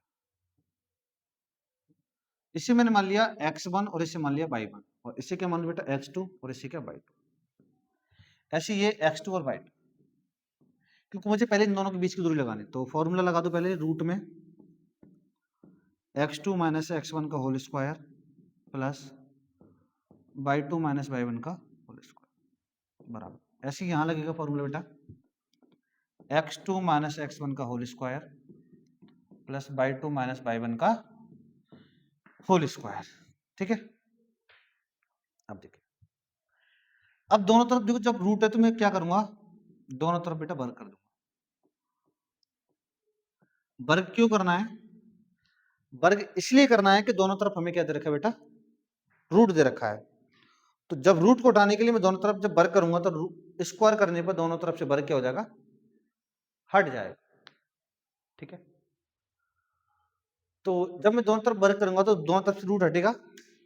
अब यहां पर मैं वैल्यू लगा दूंगा सबकी, किस किस की, सबसे पहले लगाऊंगा बेटा एक्स टू को, और एक्स टू का मान कितना है मेरे पास, 3, 3 माइनस एक्स वन का मान एक्स का whole square plus by two का मान कितना बेटा, बाई टू का मान देखो ध्यान रखना, बाई टू का मान ये भी है, लेकिन मुझे पहले ए बी का देखना है, फिर ए सी का देखना है, फिर इन दोनों को देखूंगा, अब इन दोनों को देखूंगा। 6 माइनस बाई वन का मान बाई और इसका क्या होल स्क्वायर, ऐसे यहां लगेगा बेटा, रूट हट के ध्यान रखना वर्ग करने पर, एक्स टू का मान है माइनस का 3, एक्स वन का मान है एक्स, बाई टू का मान है 4, बाई वन का मान है बाई और इसका क्या बेटा होल स्क्वायर। अब दोनों को सॉल्व करते हैं। अब देखो 3 में से x क्या घटा सकते हैं हम, नहीं घटा सकते। जब नहीं घटा सकते तो मैं यहां पर एक फॉर्मूला लगा दूंगा, a माइनस बी का whole square. a minus b का होल स्क्वायर क्या होगा, a square plus b square minus 2ab, तो 3 दूनी 6x प्लस, ऐसे ही लगाऊंगा मैं a माइनस बी का होल स्क्वायर, तो क्या होगा 6 का स्क्वायर प्लस बाई का स्क्वायर माइनस 6 दूनी 12 बाई बराबर, ऐसे ही होगा बेटा। देखो यहाँ माइनस और यहाँ माइनस, तो माइनस माइनस यहाँ लग जाएगा बेटा प्लस वाला फॉर्मूला, कौन सा लगेगा, प्लस का, तो क्या होगा a square plus b square plus 2ab, तो 6x हो जाएगा, a square b square minus का यहाँ हो जाएगा 8 बाई। अब एक चीज समझिए बेटा, एक्स स्क्वायर से एक्स स्क्वायर खत्म किया, क्योंकि ये प्लस का इधर किसका हो जाएगा, माइनस का, डन। अब बाई स्क्वायर से मैंने बाई स्क्वायर खत्म कर दिया, क्यों, क्योंकि ये जब प्लस का है और ये भी प्लस का इधर किसका हो जाएगा, माइनस का, तो ये भी खत्म हो गया। और को देखिए कुछ, हाँ एक 3 के स्क्वायर से 3 का स्क्वायर, ये भी क्या हो जाएगा, खत्म हो जाएगा। और कुछ खत्म हो गया क्या, हाँ माइनस का 6x है और ये प्लस का इधर किसका होगा, माइनस का, तो ये माइनस का होगा और ये मेरा माइनस का है, क्या दोनों माइनस माइनस से घटेंगे, नहीं घटेंगे, तो इसका मतलब यही रहेगा। एक्स और वाई में संबंध बना, तो एक्स और वाई को उधर रख लेता हूँ, सभी संख्याओं को उधर ले जाता हूँ बेटा। ये यहाँ रहेगा माइनस का 6x और ये भी यहाँ रहेगा माइनस का 12 बाई, ये दोनों इधर रहेंगे, लेकिन इनको भी इधर लेके आना, तो इसको इधर लेके आना है, इसको भी, ये प्लस का इधर आके माइनस का 6x माइनस का उधर आके प्लस का 8 बाई बराबर। अब जो संख्या उनको इधर लेके जाना, जैसे ये 4 का स्क्वायर 16 इधर बचेगा और 6 का स्क्वायर 36 प्लस का उधर जाके माइनस का 36 हो जाएगा। ठीक है, अब देखते हैं, तो ये 6x है और ये 6x, 6 और 6 हो गए 12x माइनस का 12 और 8 घटेगा, तो बेटा ये आ जाएगा माइनस का 4 बाई बराबर, यहाँ आ जाएगा माइनस का 20। अब मैं क्या करूंगा, माइनस के 4 से भाग कर दूंगा इसमें, क्यों करूंगा, क्योंकि थोड़ा सा समीकरण छोटा हो जाएगा। तो माइनस से जब मैं भाग करूंगा तो ये भी प्लस और ये भी क्या हो जाएगा प्लस, 4 से भाग करूंगा, यहाँ जाएगा 3, यहाँ जाएगा 1, यहाँ जाएगा 5, तो यहाँ से जो आंसर जो बनेगा वो क्या बनेगा, 4 का भाग करने पर 3x plus y equal to 5, 3x plus y equal to क्या 5, और यही क्या होगा हमारे इस क्वेश्चन का आंसर होगा, मतलब x और y में यही एक संबंध है। ठीक है, तो बनाइए, इसके बाद हम आगे बात करते हैं। अगला क्वेश्चन क्या है, अब ध्यान रखना ये है हमारे 4 नंबर वाले प्रश्न, तो 4 नंबर वाला प्रश्न था, ये था हमारा पहला क्वेश्चन। इसके बाद बात करने वाला हूं क्वेश्चन नंबर दूसरे की। देखिए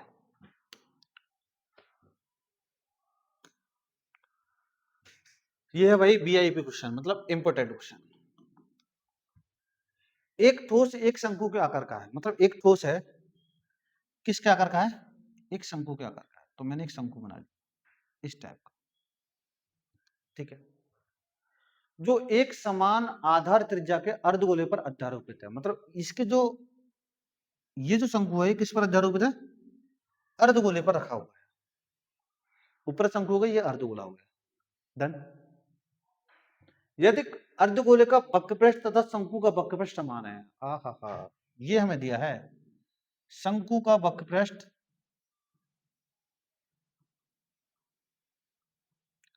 बराबर है अर्धगोले का वक्रपृष्ठ,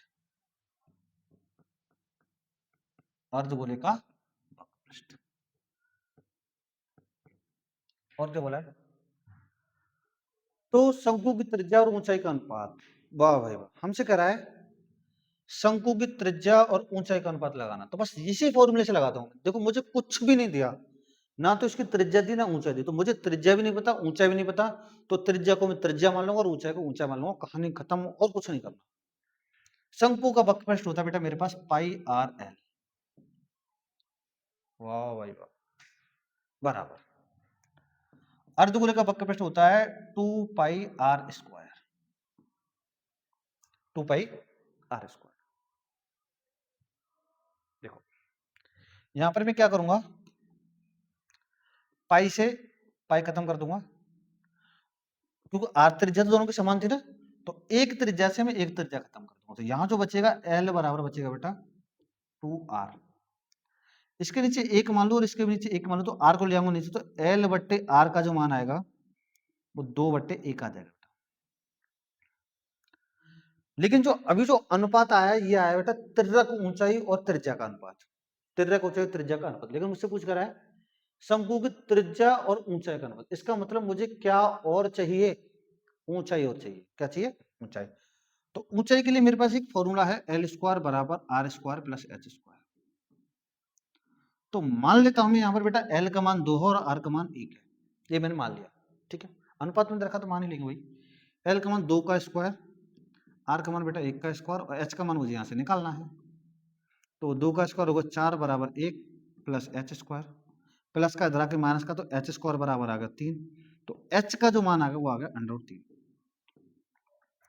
देखो एल का मान है, आर का मान है, एच का मान है, पूछ कर रहा है शंकु की त्रिज्या और ऊंचाई का अनुपात, मतलब त्रिज्या और अनुपात, त्रिज्या और ऊंचाई, और इन दोनों का क्या अनुपात का मतलब होता है बट्टे में, त्रिज्या कितने की बेटा 1 की और ऊंचाई कितने की √3 की, तो इनका जो अनुपात आ जाएगा आर अनुपात एच बराबर 1/√3 आएगा, और यही हमारे इस क्वेश्चन का क्या होगा, बेस्ट आंसर। ठीक है बेटा, बने जल्दी, फिर आगे देखते हैं क्वेश्चन क्या है। जब तक मैं थोड़ा सा पानी भी लेता हूँ भाई। देखिए आगे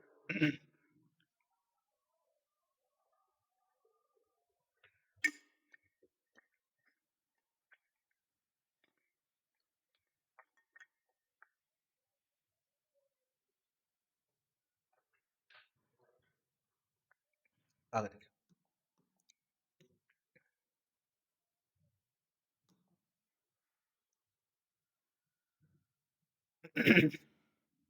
देखो देखो जब से भाई वीडियो आप देखते आ रहे हो, अगर वीडियो आपको अच्छा लगता है बेटा, तो बस आपसे बेटा हमें यही उम्मीद है कि बस चैनल को, मतलब वीडियो को लाइक कर दिया, और कुछ नहीं चाहिए भाई आपसे। इतनी मेहनत केवल हम इसलिए करते हैं बेटा कि हमें थोड़े से व्यू मिल जाए और थोड़े से लाइक मिल जाए, और देखो आपसे कुछ तो लेना नहीं है हमें, केवल लाइक और व्यू, और कुछ भी नहीं चाहिए। और तुम्हारे लिए इतना अच्छा कंटेंट देते हैं भाई, क्वेश्चन पीडीएफ बनाते हैं, सब कुछ केवल ये तुम्हारे लिए, क्योंकि तुम्हें जितना अच्छा पीडीएफ या जितना अच्छा कंटेंट मिलेगा उतना तुम्हारे लिए बेहतरीन रहेगा, ठीक है, इसलिए हम ज्यादा से ज्यादा मेहनत करते हैं कि तुम्हें अच्छे से अच्छा कंटेंट मिल पाए। आगे तो भाई वीडियो को लाइक जरूर कर दिया करो, ठीक है। एक प्रकाश स्तंभ के शिखर से देखने पर, मतलब एक शिखर है प्रकाश स्तंभ का, तो मैं बनाता हूं यहां पर इसे,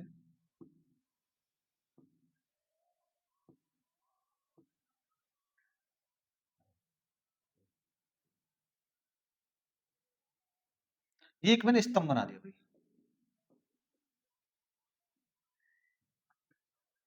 स्तंभ से देखने पर, सॉरी शिखर से देखने पर समुद्र में दो जहाजों के अवनमन कोण 30 और 45, मतलब यहां से देखूंगा तो दो जहाज है, इसके कोण दे रखे, एक का 30 और एक का 45। अब ये नहीं पता भी दोनों जहाज इधर है इधर है इधर किधर किधर है। यदि प्रकाश स्तंभ के एक ही और एक जहाज ठीक दूसरे जहाज के पीछे हो, मतलब ये कहना चाह रहा है इसके स्तंभ के या तो दोनों जहाज इधर है या दोनों जहाज इधर है, तो मैं इधर जगह नहीं मेरे पास, तो मैं इधर मान ले रहा हूँ बेटा। तो मैंने मान लिया ऐसे करके, ये मान लिया समुंदर, यहां से लेकर यहां तक जो ये वाला मान लिया बेटा मैं पहला जहाज, यहां पर मान लिया पहला जहाज, और यहां से जो यहां मान लिया ये मैंने मान लिया बेटा दूसरा जहाज। दो जहाज हो गए। इनके मुझे अवनमन कोण दे, तो बेटा ध्यान रखना अवनमन कोण जो बनता है बेटा ऊपर बनता है 30 और 45 है, मतलब इसका जो कोण है ये 30 है, और जो बड़ा वाला को कोण है वो 45 है। जब ये कोण 30 और 45 है, ये दोनों रेखा आपस में समांतर हैं। जब ये समांतर है तो शीर्ष सॉरी एकांतर अंतः कोण से जब ये 30 का तो ये भी 30 का हो जाएगा, और ये 45 का तो ये भी कितने का हो जाएगा 45 का। अब मुझे इसका कुछ भी काम नहीं है, मिटाने के लिए मैं मिटा भी सकता हूं इसे, ठीक है। और क्या कह रहा है, एक जहाज ठीक दूसरे जहाज के पीछे 50 मीटर की दूरी पर स्थित है, मतलब यहां से जो यहां तक है इसके ठीक पीछे कितने मीटर की दूरी पर स्थित है 50 मीटर, इसकी जो दूरी है 50 मीटर है भाई। डन। तो समुद्र तल से प्रकाश स्तंभ की ऊंचाई ज्ञात कीजिए। समुद्र तल से प्रकाश स्तंभ की ऊंचाई निकालने बेटा, इस ऊंचाई को मैं क्या मान लेता हूँ एक्स मान लेता हूँ। मुझे एच का मान चाहिए भाई, क्या भाई किसका मान चाहिए एच का मान। तो जब मुझे ये नहीं दे रखे तो पुत्र मैं इसे भी मान लेता हूँ क्या एक्स। डन भाई, ये डायग्राम अभी पैदा हुआ है, जब ये अभी पैदा हुआ तो इसको मुझे क्या करना पड़ेगा नामकरण करना पड़ेगा। तो नामकरण कर लीजिए बेटा, तो नामकरण करिए बेटा। तो यहां पर मान लिया मैंने ए, कुछ भी नाम कर दीजिए भाई। स्टार्टिंग जब पैदा होता है बच्चा तो उसका तो हम कुछ भी नाम रख सकते हैं ना, इसका भी हम कुछ भी नाम, इसके पंडित हमें आ जाए, ठीक है। इसका नामकरण हम करेंगे आज ABCD, हो गया नामकरण भाई। अब देखो हमारा मेन काम है, मुझे किसका मान चाहिए एच का मान चाहिए। किसका मान चाहिए एच का। तो एच का मान निकालने के लिए देखो इसमें दो त्रिभुज है, एक तो बड़ा वाला त्रिभुज लेना पड़ेगा मुझे, और एक छोटा वाला त्रिभुज लेना पड़ेगा। तो पहले कोई सा भी त्रिभुज लीजिए, कोई भी टेंशन नहीं। तो मैं करता हूं छोटे वाले त्रिभुज से। त्रिभुज कौन सा VCD में, यहां लिखना मुझे ज्ञात करना है किसकी ऊंचाई बेटा, ये रहा स्तंभ की ऊंचाई, स्तंभ की ऊंचाई। त्रिभुज VCD में, VCD में ये बेटा लंब और ये क्या आधार, लंब और आधार ये होते हमारे tan। तो पुत्र यहां लगा दूंगा मैं tan का फॉर्मूला, tan थीटा बराबर लंब बट्टे आधार। लंब का नाम क्या है CD, और आधार का नाम क्या है BC। tan उधर वाले त्रिभुज में जो थीटा का जो मान है वो है बेटा मेरा 45, और CD का मान है H, और BC का मान है X। tan 45 का मान होता है 1 बराबर H बट्टे X, मतलब X और H आपस में कैसे होंगे बराबर होंगे। समीकरण नंबर यहाँ क्या मान लूंगे 1। डन। लेकिन अभी मेरे पास नहीं आया H का मान, H का मान आ तो गया लेकिन X के पदों में आ गया, तो भाई मुझे X का भी तो मान निकालना है। तो इसका मतलब है अब मुझे दूसरा त्रिभुज लेना पड़ेगा भाई, और त्रिभुज कौन सा लूंगा बेटा मैं, अब लूंगा ACD में। ACD ये लंबा और ये क्या आधार, तो लंब आधार tan में होते हैं, सिंपल सी चीज है। tan थीटा बराबर लंब बटे आधार, लंब कितने का है H का, आधार कितने का 50 प्लस X का, और X की जगह में समीकरण 1 से बेटा यहाँ H भी रख सकता हूं, तो यहाँ में H रख दिया।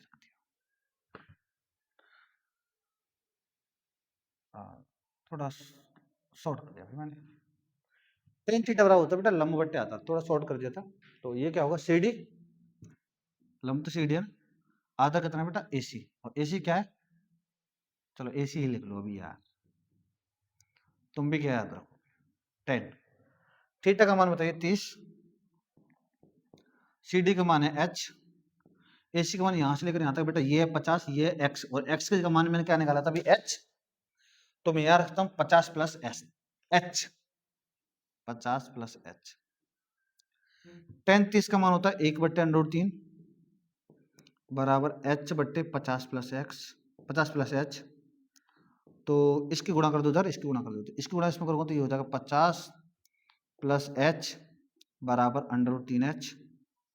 इस H को उधर ले जाओ, क्यों ले जाना है, क्योंकि पुत्रा मुझे H का ही तो मान चाहिए। जब मुझे एच का मान चाहिए तो भाई मुझे एच से काम है, तो एच से मतलब है, तो भाई मतलब के लिए तो समझ रही हो ना। इसमें से मुझे क्या करना है, एच कॉमन लेना बेटा। तो यहां से क्या होगा, इसको थोड़ा सा मिटा दे रहा हूं, 50 बराबर एच को मिल लिया, तो यहां बचा पुत्र √3 माइनस का 1, इसको ले जाओ नीचे, तो एच का जो मान आ जाएगा वो आ जाएगा 50 बटे √3 माइनस का 1। लेकिन अब भी मुझे इसका परिमीकरण करना पड़ेगा, तो परिमीकरण करने के लिए मैंने √3 माइनस 1 के ऊपर गुणा कर दी, प्लस की सॉरी, और √3 प्लस 1 की गुणा कर दी नीचे। अब ऊपर तो सेम का सेम रहेगा, √3 प्लस 1 बटे, नीचे एक फॉर्मूला लग जाएगा a प्लस बी और a minus b, a plus b और क्या a माइनस बी, मतलब 3 का स्क्वायर माइनस 1 का स्क्वायर। तो जगह तो भाई कम पड़ गई, हाँ बताओ। अरे मैं h का तो मान चाहिए, डायग्राम बना लो भाई, डायग्राम में मिटाने वाला हूँ, एक बार वीडियो पास करके बना लीजिए। अब मिटा रहा हूँ भाई, ठीक है। मुझे h का मान चाहिए, तो मैं h का मान यहाँ से सिंपली निकाल सकता हूँ, तो निकालिए। तो यहां से आ जाएगा बता रहे, √3 का वर्ग होता है 3 और 1 का वर्ग होता है 3 में से 1 घटाऊं तो यहाँ आ जाएगा 2। जब मैं 2 को 50 से काटूंगा तो यहाँ पर आ जाएगा बेटा h का मान 25 √3 प्लस 1 और यहाँ आएगा मीटर, और यही क्या होगा मेरे इस क्वेश्चन का आंसर। ठीक है, ये था भाई क्वेश्चन, पता नहीं कौन सा, बस ये है, शायद अभी 4 नंबर वाला क्वेश्चन चल रहा है, ये 4 नंबर वाला तीसरा क्वेश्चन है। बढ़ाइए जल्दी, फिर आगे बढ़ते हैं। ठीक है बेटा, आगे क्या कह रहा है, निम्नलिखित बारहमाटा बंधन से माध्य ज्ञात कीजिए। देख रहा है ना भाई, अबे क्या हो रहा है,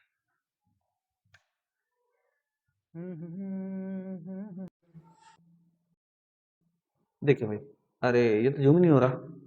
ठीक है, क्या निकालना भाई इसका, माध्यक निकालना है। क्या निकालना है, माध्यक। माध्यक या माध्य का बात एक ही होती है भाई, या तो माध्यक निकालना हो या फिर क्या निकालनी हो, माध्य का। तो इसका हमें माध्यक निकालना है, तो माध्यक निकालने के बेटा मुझे एक वर्ग अंतराल चाहिए, एक बारंबारता चाहिए, और एक और हमें क्या चाहिए, बिल्कुल सही पकड़े, संचय बारंबारता। क्या निकालनी है, संचय बारंबारता। तो संचय बारंबारता निकालने के लिए यहां पर मुझे ऐसे करके एक और खाना बनाना पड़ेगा, ऐसे करके, ऐसे करके जोड़ना पड़ेगा भाई मुझे। ठीक है, इसे बोलते हैं संचय बारंबारता, मतलब सी है। अभी कैसे निकालते हैं समझो, बारंबारता को जोड़ के निकालते हैं, 3 का 3 आएगा, 3 और 10 हो जाएगा 13, 13 में जब 20 जोड़ूंगा तो कितना आएगा भाई, 43, 43 में 13 जोड़ूंगा तो ये आएगा 46 है, 33 आएगा भाई, 43 नहीं 33, 33, 33 में जब 13 जोड़ूंगा, 13 13 तो कितना आएगा 46, 46 और 4 कितना आ जाएगा 50, चेक कर लेना भाई एक बार, 50 ही आएगा। यहां से मुझे माध्यक निकालना, तो सबसे पहले मैं लिखता हूं बेटा माध्यक का फॉर्मूला। माध्यक का फॉर्मूला क्या होता है, L plus n upon 2 minus c f upon f, और इंटू में क्या बेटा H। अब देखो इन सब की वैल्यू में कैसे निकालूंगा, इसी से निकलेंगे सारी की सारी वैल्यू। कैसे, सबसे पहले मैं लिखता हूं मैं n का मान बेटा, f का मान, सी एफ का मान, l का मान और h का मान, ऐसे करके मैं सबकी वैल्यू निकालूंगा। अब देखो समझो, धीमे धीमे करके हम वैल्यू कैसे निकालना सीखते हैं, किसी ने नहीं पढ़ा तो हम आराम से कर सकते हैं। कैसे समझिए, देखो बेटा, n का जो मान होता है बेटा, सी एफ के जो सबसे लास्ट वाला नंबर होता है ना, वो होता है मतलब बारंबारता का योग, या तो इन सबको जोड़ के लिख लो या फिर इसका लास्ट वाला नंबर लिख लो, तो वही हमारा n का मान होता है। n का मान आ जाएगा बेटा 50। डन। अच्छा, इसके बाद f, f क्या होता है, एक तो कुछ टीचर ये बताते हैं जो सबसे बड़ी बारंबारता है वो 20 होगा, सबसे बड़ी जो बारंबारता होती है वही हमारा किसका मान होता है, f का मान होता है, मतलब f का मान क्या आ जाएगा इसमें 20। लेकिन भाई मैं तुमसे ये कहता हूं वो तरीका कभी कभार गलत हो जाता है। कैसे करते हैं, पहले 50 करेंगे बेटा, 50 का पहले आधा निकालेंगे, ये f निकालने के लिए बता रहा हूं मैं। 50 का आधा होता 25, और 25 से बड़ी संख्या कौन सी है? 33, और 33 के ठीक सामने होती है, उसे हम बोलते हैं बेटा f। बेशक आएगा उतना ही, लेकिन तरीका वो नहीं भाई, तरीका हमारा ये समझ लो। सी एफ जो निकालेंगे, जैसे एफ था ना, उसके जो ठीक ऊपर वाली संचय 12 में होती है, उसे हम बोलते हैं बेटा सी एफ। अब देखो इधर, एफ का मान आ जाएगा 20, सी एफ का मान आ जाएगा 13, एल का मान जैसे 20 था ना, एफ जो थी, एफ की जो निम्न सीमा होती है छोटे वाला नंबर, उसे हम बोलते हैं बता क्या? एल। क्या बोलते हैं? एल का मान आ जाएगा 40, और एच का जो मान आएगा बेटा, इन सब का अंतर आएगा, अंतर अंतर अंतर कितने का भाई? 15 का। ठीक है, तो 15 का तो 15 कर देंगे भाई, डरते थोड़ी हम 15 से। देखो भाई, अब ये सब जो वैल्यू निकाली मैंने यहां रख दूंगा, लगाइए एल का मान, मार्कर चेंज करना पड़ेगा भाई। एल का मान है बेटा मेरे पास 40, एन का मान है 50, और 50 से मुझे कितने का भाग करना है? 2 का, तो डायरेक्ट लिख सकता हूँ 25। सी एफ का मान निकालता बेटा मैंने 13 बटे, एफ का मान निकालता मैंने 20 इंटू, एच का जो मान निकाला था, एच का मान कितना था? 15। अब कर दीजिए भाई, ऐसा लग रहा है 5 से कटे गए 3 बार और 5 से कटे गए 4 बार। घटाओ भाई, तो यहां कर दे रहा हूं 40 प्लस 25 में से जब 13 घटाऊंगा तो 12 आ जाएगा, 12 बट्टे 4 गुणा 3, सही है। 4 से 12 कितने बार कटेगा? 3 बार। 4 से 12 3 बार कटेगा, तो 3 से कितना हो जाएगा? 9। 40 प्लस 9 का मतलब होगा बेटा 49, और 49 यही हमारा क्या होगा बेटा? माध्यक होगा, और यही हमारा आंसर होगा। ठीक है, थोड़ा सा बढ़ते हैं भाई आगे, बनाओ जल्दी, फिर आगे देखते हैं क्वेश्चन क्या कह रहा है। बढ़ जाओ भाई, क्यों शर्मा रहा है? क्वेश्चन खत्म हो गया क्या? और हाँ, आ गया। ठीक है, दो अंकों से बनी एक संख्या एवं उसके अंकों को पलटने पर बनी संख्या का योगफल 66 है। मतलब ये कहना चाह रहा है, दो अंकों की कोई एक संख्या है, दो अंकों की संख्या कौन सी होती है? जैसे मैंने लिखा 15, और लिखा मैंने 27, और लिखा मैंने 19, और लिखा 13। ये सब कितने कितने अंकों की संख्या है? दो दो अंकों की संख्या, जिसमें इकाई का अंक ये होता है और दहाई का अंक बेटा ये होता है। इकाई का अंक 7, दहाई का अंक 2, इकाई का अंक 9, दहाई का अंक 7, इकाई का अंक 3, दहाई का अंक 1। ठीक है, ये होती है हमारी दो अंकों की संख्या। इसने बोला है, अब देखो, सबसे पहले थोड़ा सा इसके बारे में बेसिक समझ लेते हैं। दो अंकों की जो संख्या होती है,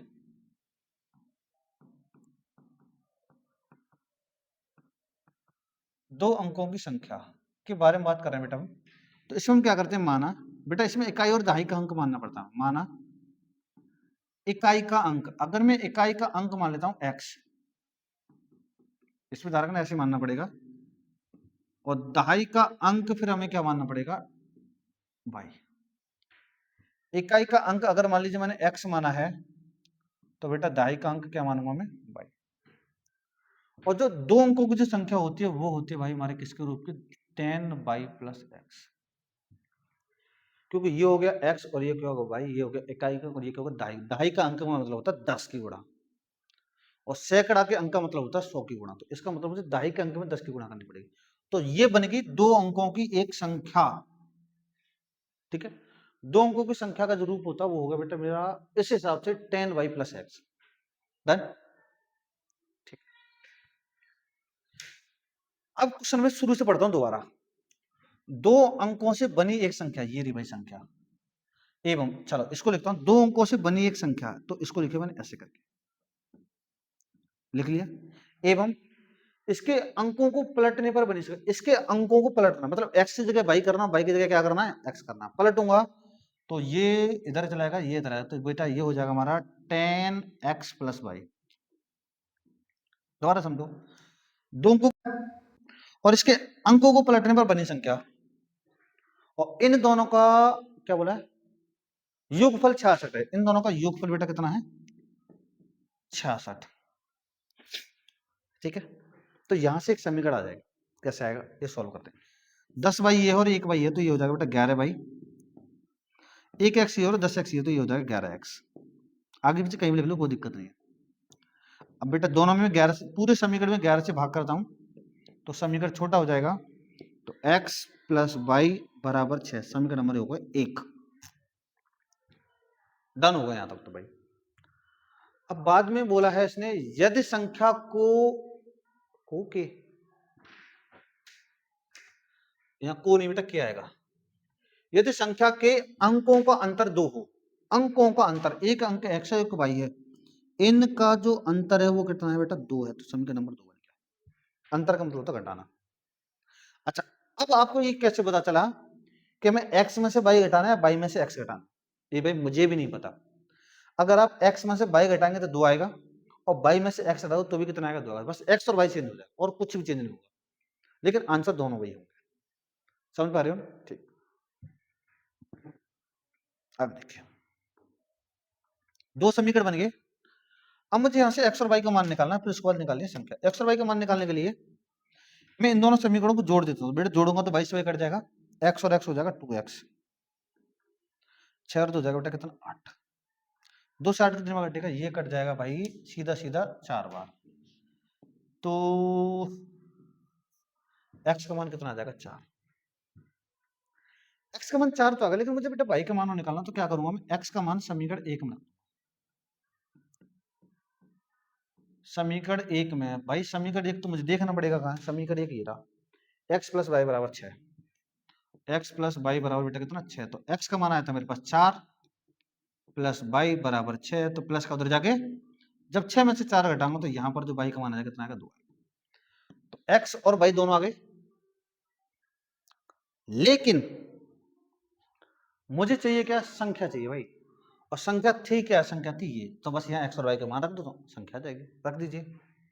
तो 10 गुणा y का मान आया 2 प्लस x का मान आया 4, तो 10 दूनी 20 प्लस 4, 20 प्लस 4 कितना हो गया बेटा 24, हमारा इस क्वेश्चन का क्या होगा आंसर। लेकिन मैंने बताया था यहाँ x माइनस वाई मानोगे तो 2 आएगा, अगर मैं यहाँ y मानता और यहाँ x मानता तो x का मान और y का मान पलट जाते, x का मान आ जाता कितना 2 और y का मान कितना आ जाता 4, x का मान आ जाता 2 और y का मान आ जाता 4, तो संख्या कितनी आ जाती 42 आ जाती।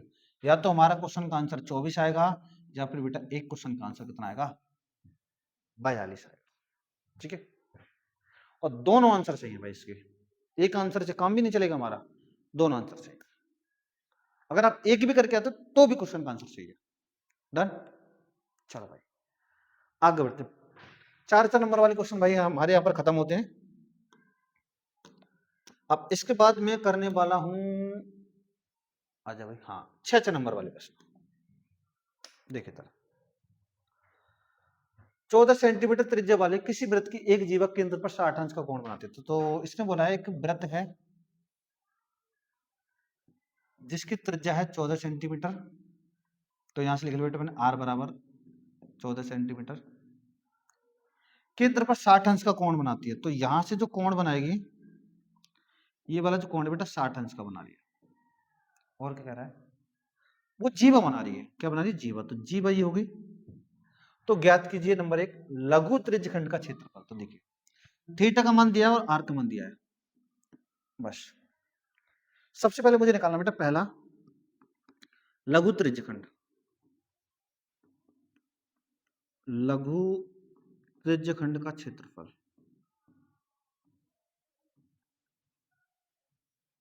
फॉर्मूला क्या होता है थीटा बट्टे 360 पाई आर स्क्वायर। ध्यान रखना है 6 नंबर का क्वेश्चन है और कुछ नहीं है।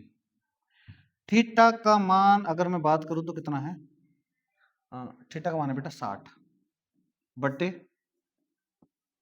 पाई का मान होता है हमारे पास 22/7, आर का मान है 14 गुणा 14, त्रिज्या 14 दे रखी ना, तो अब इसकी काट पीट कर दो भाई, काट पीट तो आनी चाहिए। 7 से कितनी बार 2 बार, 0 से 0 खत्म, 6 से कटा बेटा 6 बार, 2 से कटा 3 बार, तो 22 की गुणा कर दीजिए 14 में, 3 से तो कटेगा नहीं, तो 22 चौका 88, 22 एकम 22, 22 और 8 हो गया 30, 308/3 सेंटीमीटर स्क्वायर। डन। ये आ गया मेरा लघु वृत्तखंड का क्षेत्रफल। अब मुझे क्या निकालना है, लघु त्रिज्यखंड का क्षेत्रफल। अब मुझे निकालना है लघु वृत्तखंड का क्षेत्रफल। तो इसको ऐसे करो, यहां लिख रहा हूं मैं लघु वृत्तखंड का क्षेत्रफल। थोड़ी सी जगह का इश्यू है, इसलिए मुझे ऐसे लिखना पड़ा। इसका भी फॉर्मूला होता है एक, क्या होता है, सही बोले, लघु त्रिज्यखंड का क्षेत्रफल, त्रिज्यखंड का क्षेत्रफल माइनस त्रिभुज का क्षेत्रफल। शॉर्ट में लिख दे रहा हूं भाई, माइनस त्रिभुज का क्षेत्रफल। लघु त्रिज्यखंड का क्षेत्रफल बेटा वो ये निकाला कितना, 308/3 माइनस त्रिभुज का क्षेत्रफल। अब देखो ये त्रिभुज है, ये और ये बेटा, ये तीनों भुजाएं बराबर है, क्योंकि ये वाला 60 का, तो ये भी 60 का, तो ये भी 60 का। तो इसमें जब 60 का कोण बनता है, तो यहां लगाता हूं समबाहु त्रिभुज का क्षेत्रफल। और समबाहु त्रिभुज का क्षेत्रफल होता है बेटा √3/4 और भुजा का स्क्वायर। ठीक है, तो यहां होगा बेटा 308/3, √3 का √3 रहेगा बट्टे 4 गुणा भुजा कितने की है, भुजा है बेटा 14 गुणा 14। 2 से काटूंगा 7 बार, 2 से काटूंगा बेटा 7, 7 7 49। तो इसको जो आंसर आएगा 308/3 माइनस 7 7 49 √3, और यही क्या होगा बेटा मेरा इस क्वेश्चन का आंसर होगा। ठीक है, थोड़ा सा बेटा मुझे जल्दी बनाना पड़ेगा, क्योंकि ये जो वीडियो बनाता हूँ बेटा मैं फोन से बनाता हूँ, और फोन की गई है बैटरी लो। ठीक है, मात्र 5% बची है, तो इसलिए मुझे थोड़ा सा स्पीड से बढ़ाना पड़ेगा। जल्दी करते बेटा, ठीक है, आप बना लेना, मैं आगे बढ़ता हूँ। आगे हो सकता है वीडियो बीच में बंद हो सकती है, ध्यान रखना। 60 मीटर ऊंचे किसी भवन के शिखर से, बेटा 60 मीटर ऊंचा कोई भवन है, यहां बना दिया 60 मीटर का कोई एक भवन है। अब देखिए भवन के शिखर से, भवन का शिखर भाई हो गया, मीनार के शिखर और पाद के अवनमन कोण, मीनार है कोई, उसके शिखर और पाद के अवनमन कोण, भाई अवनमन कोण होते नीचे। इसका मतलब यहां पर कोई एक मीनार है, मीनार छोटी होगी भाई इसमें, अवनमन कोण बोले इसलिए मुझे पता चला छोटी है।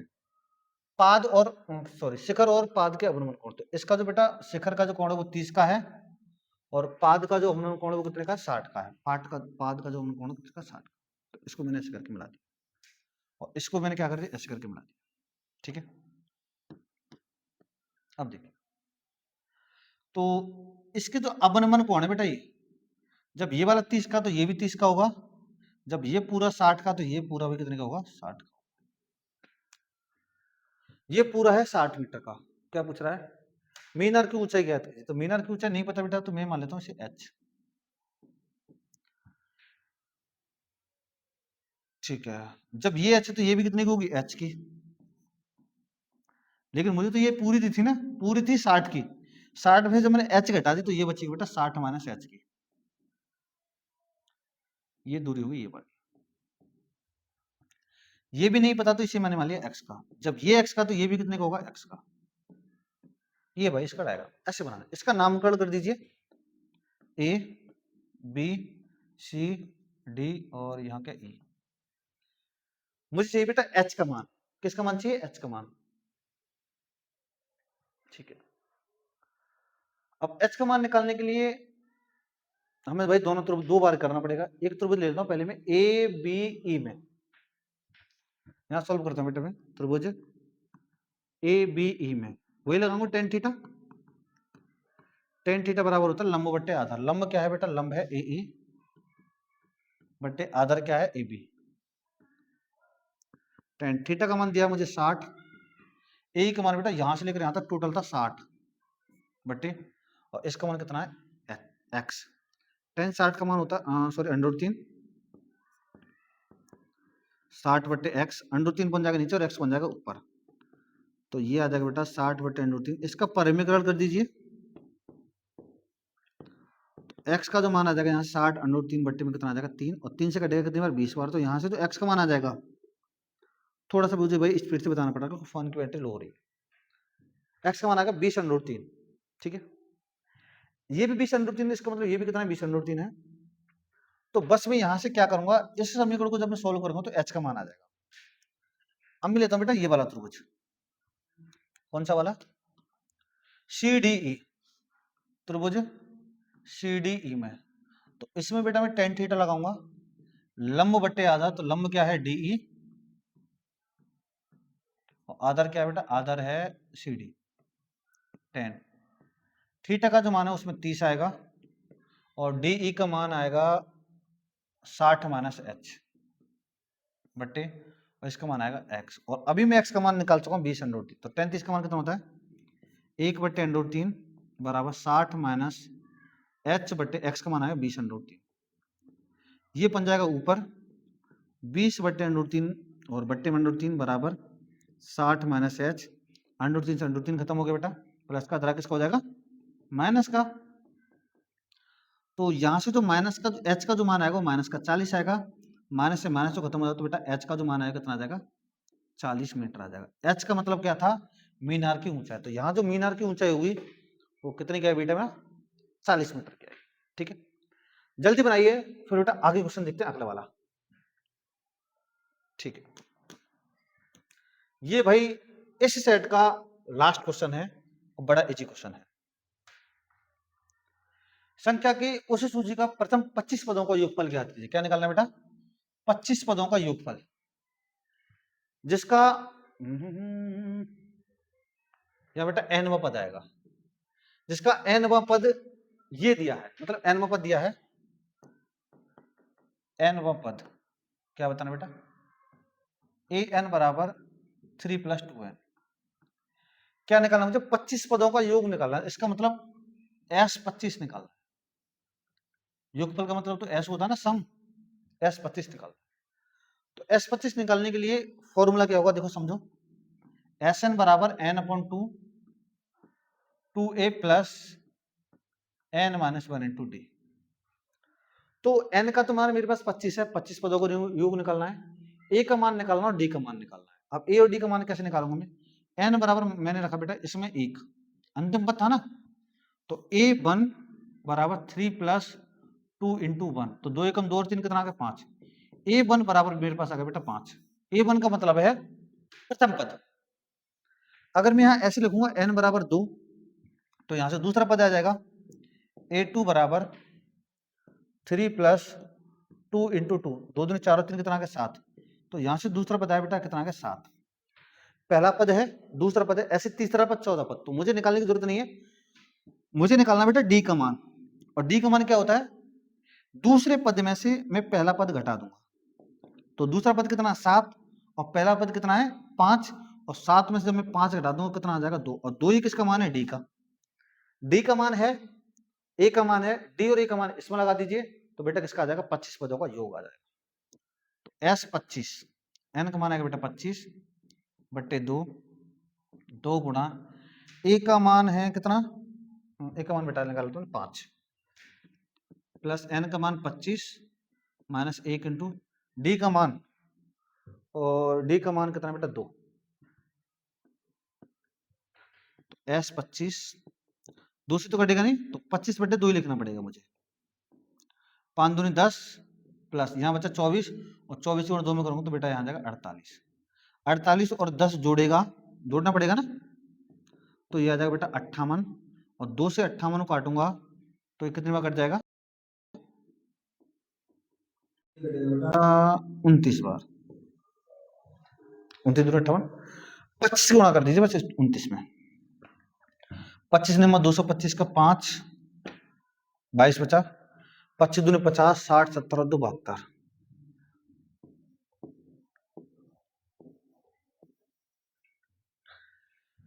ये होगा भाई इस क्वेश्चन का आंसर। देख लेना अगर कहीं गलती हुई है तो नहीं, अगर गलती हुई है तो थोड़ा सा मिस्टेक कर लेना, वैसे गलती मुझे लग रही ना हुई होगी, ठीक है। ये था भाई हमारा पूरा एक तीसरा सेट, ठीक है। अगर पुत्र आपको अगर वीडियो पसंद आता है तो लाइक कीजिए, शेयर कीजिए और चैनल को सब्सक्राइब कीजिए, ठीक है। इसी टाइप के मैं आपको सेट पढ़ाता रहूंगा।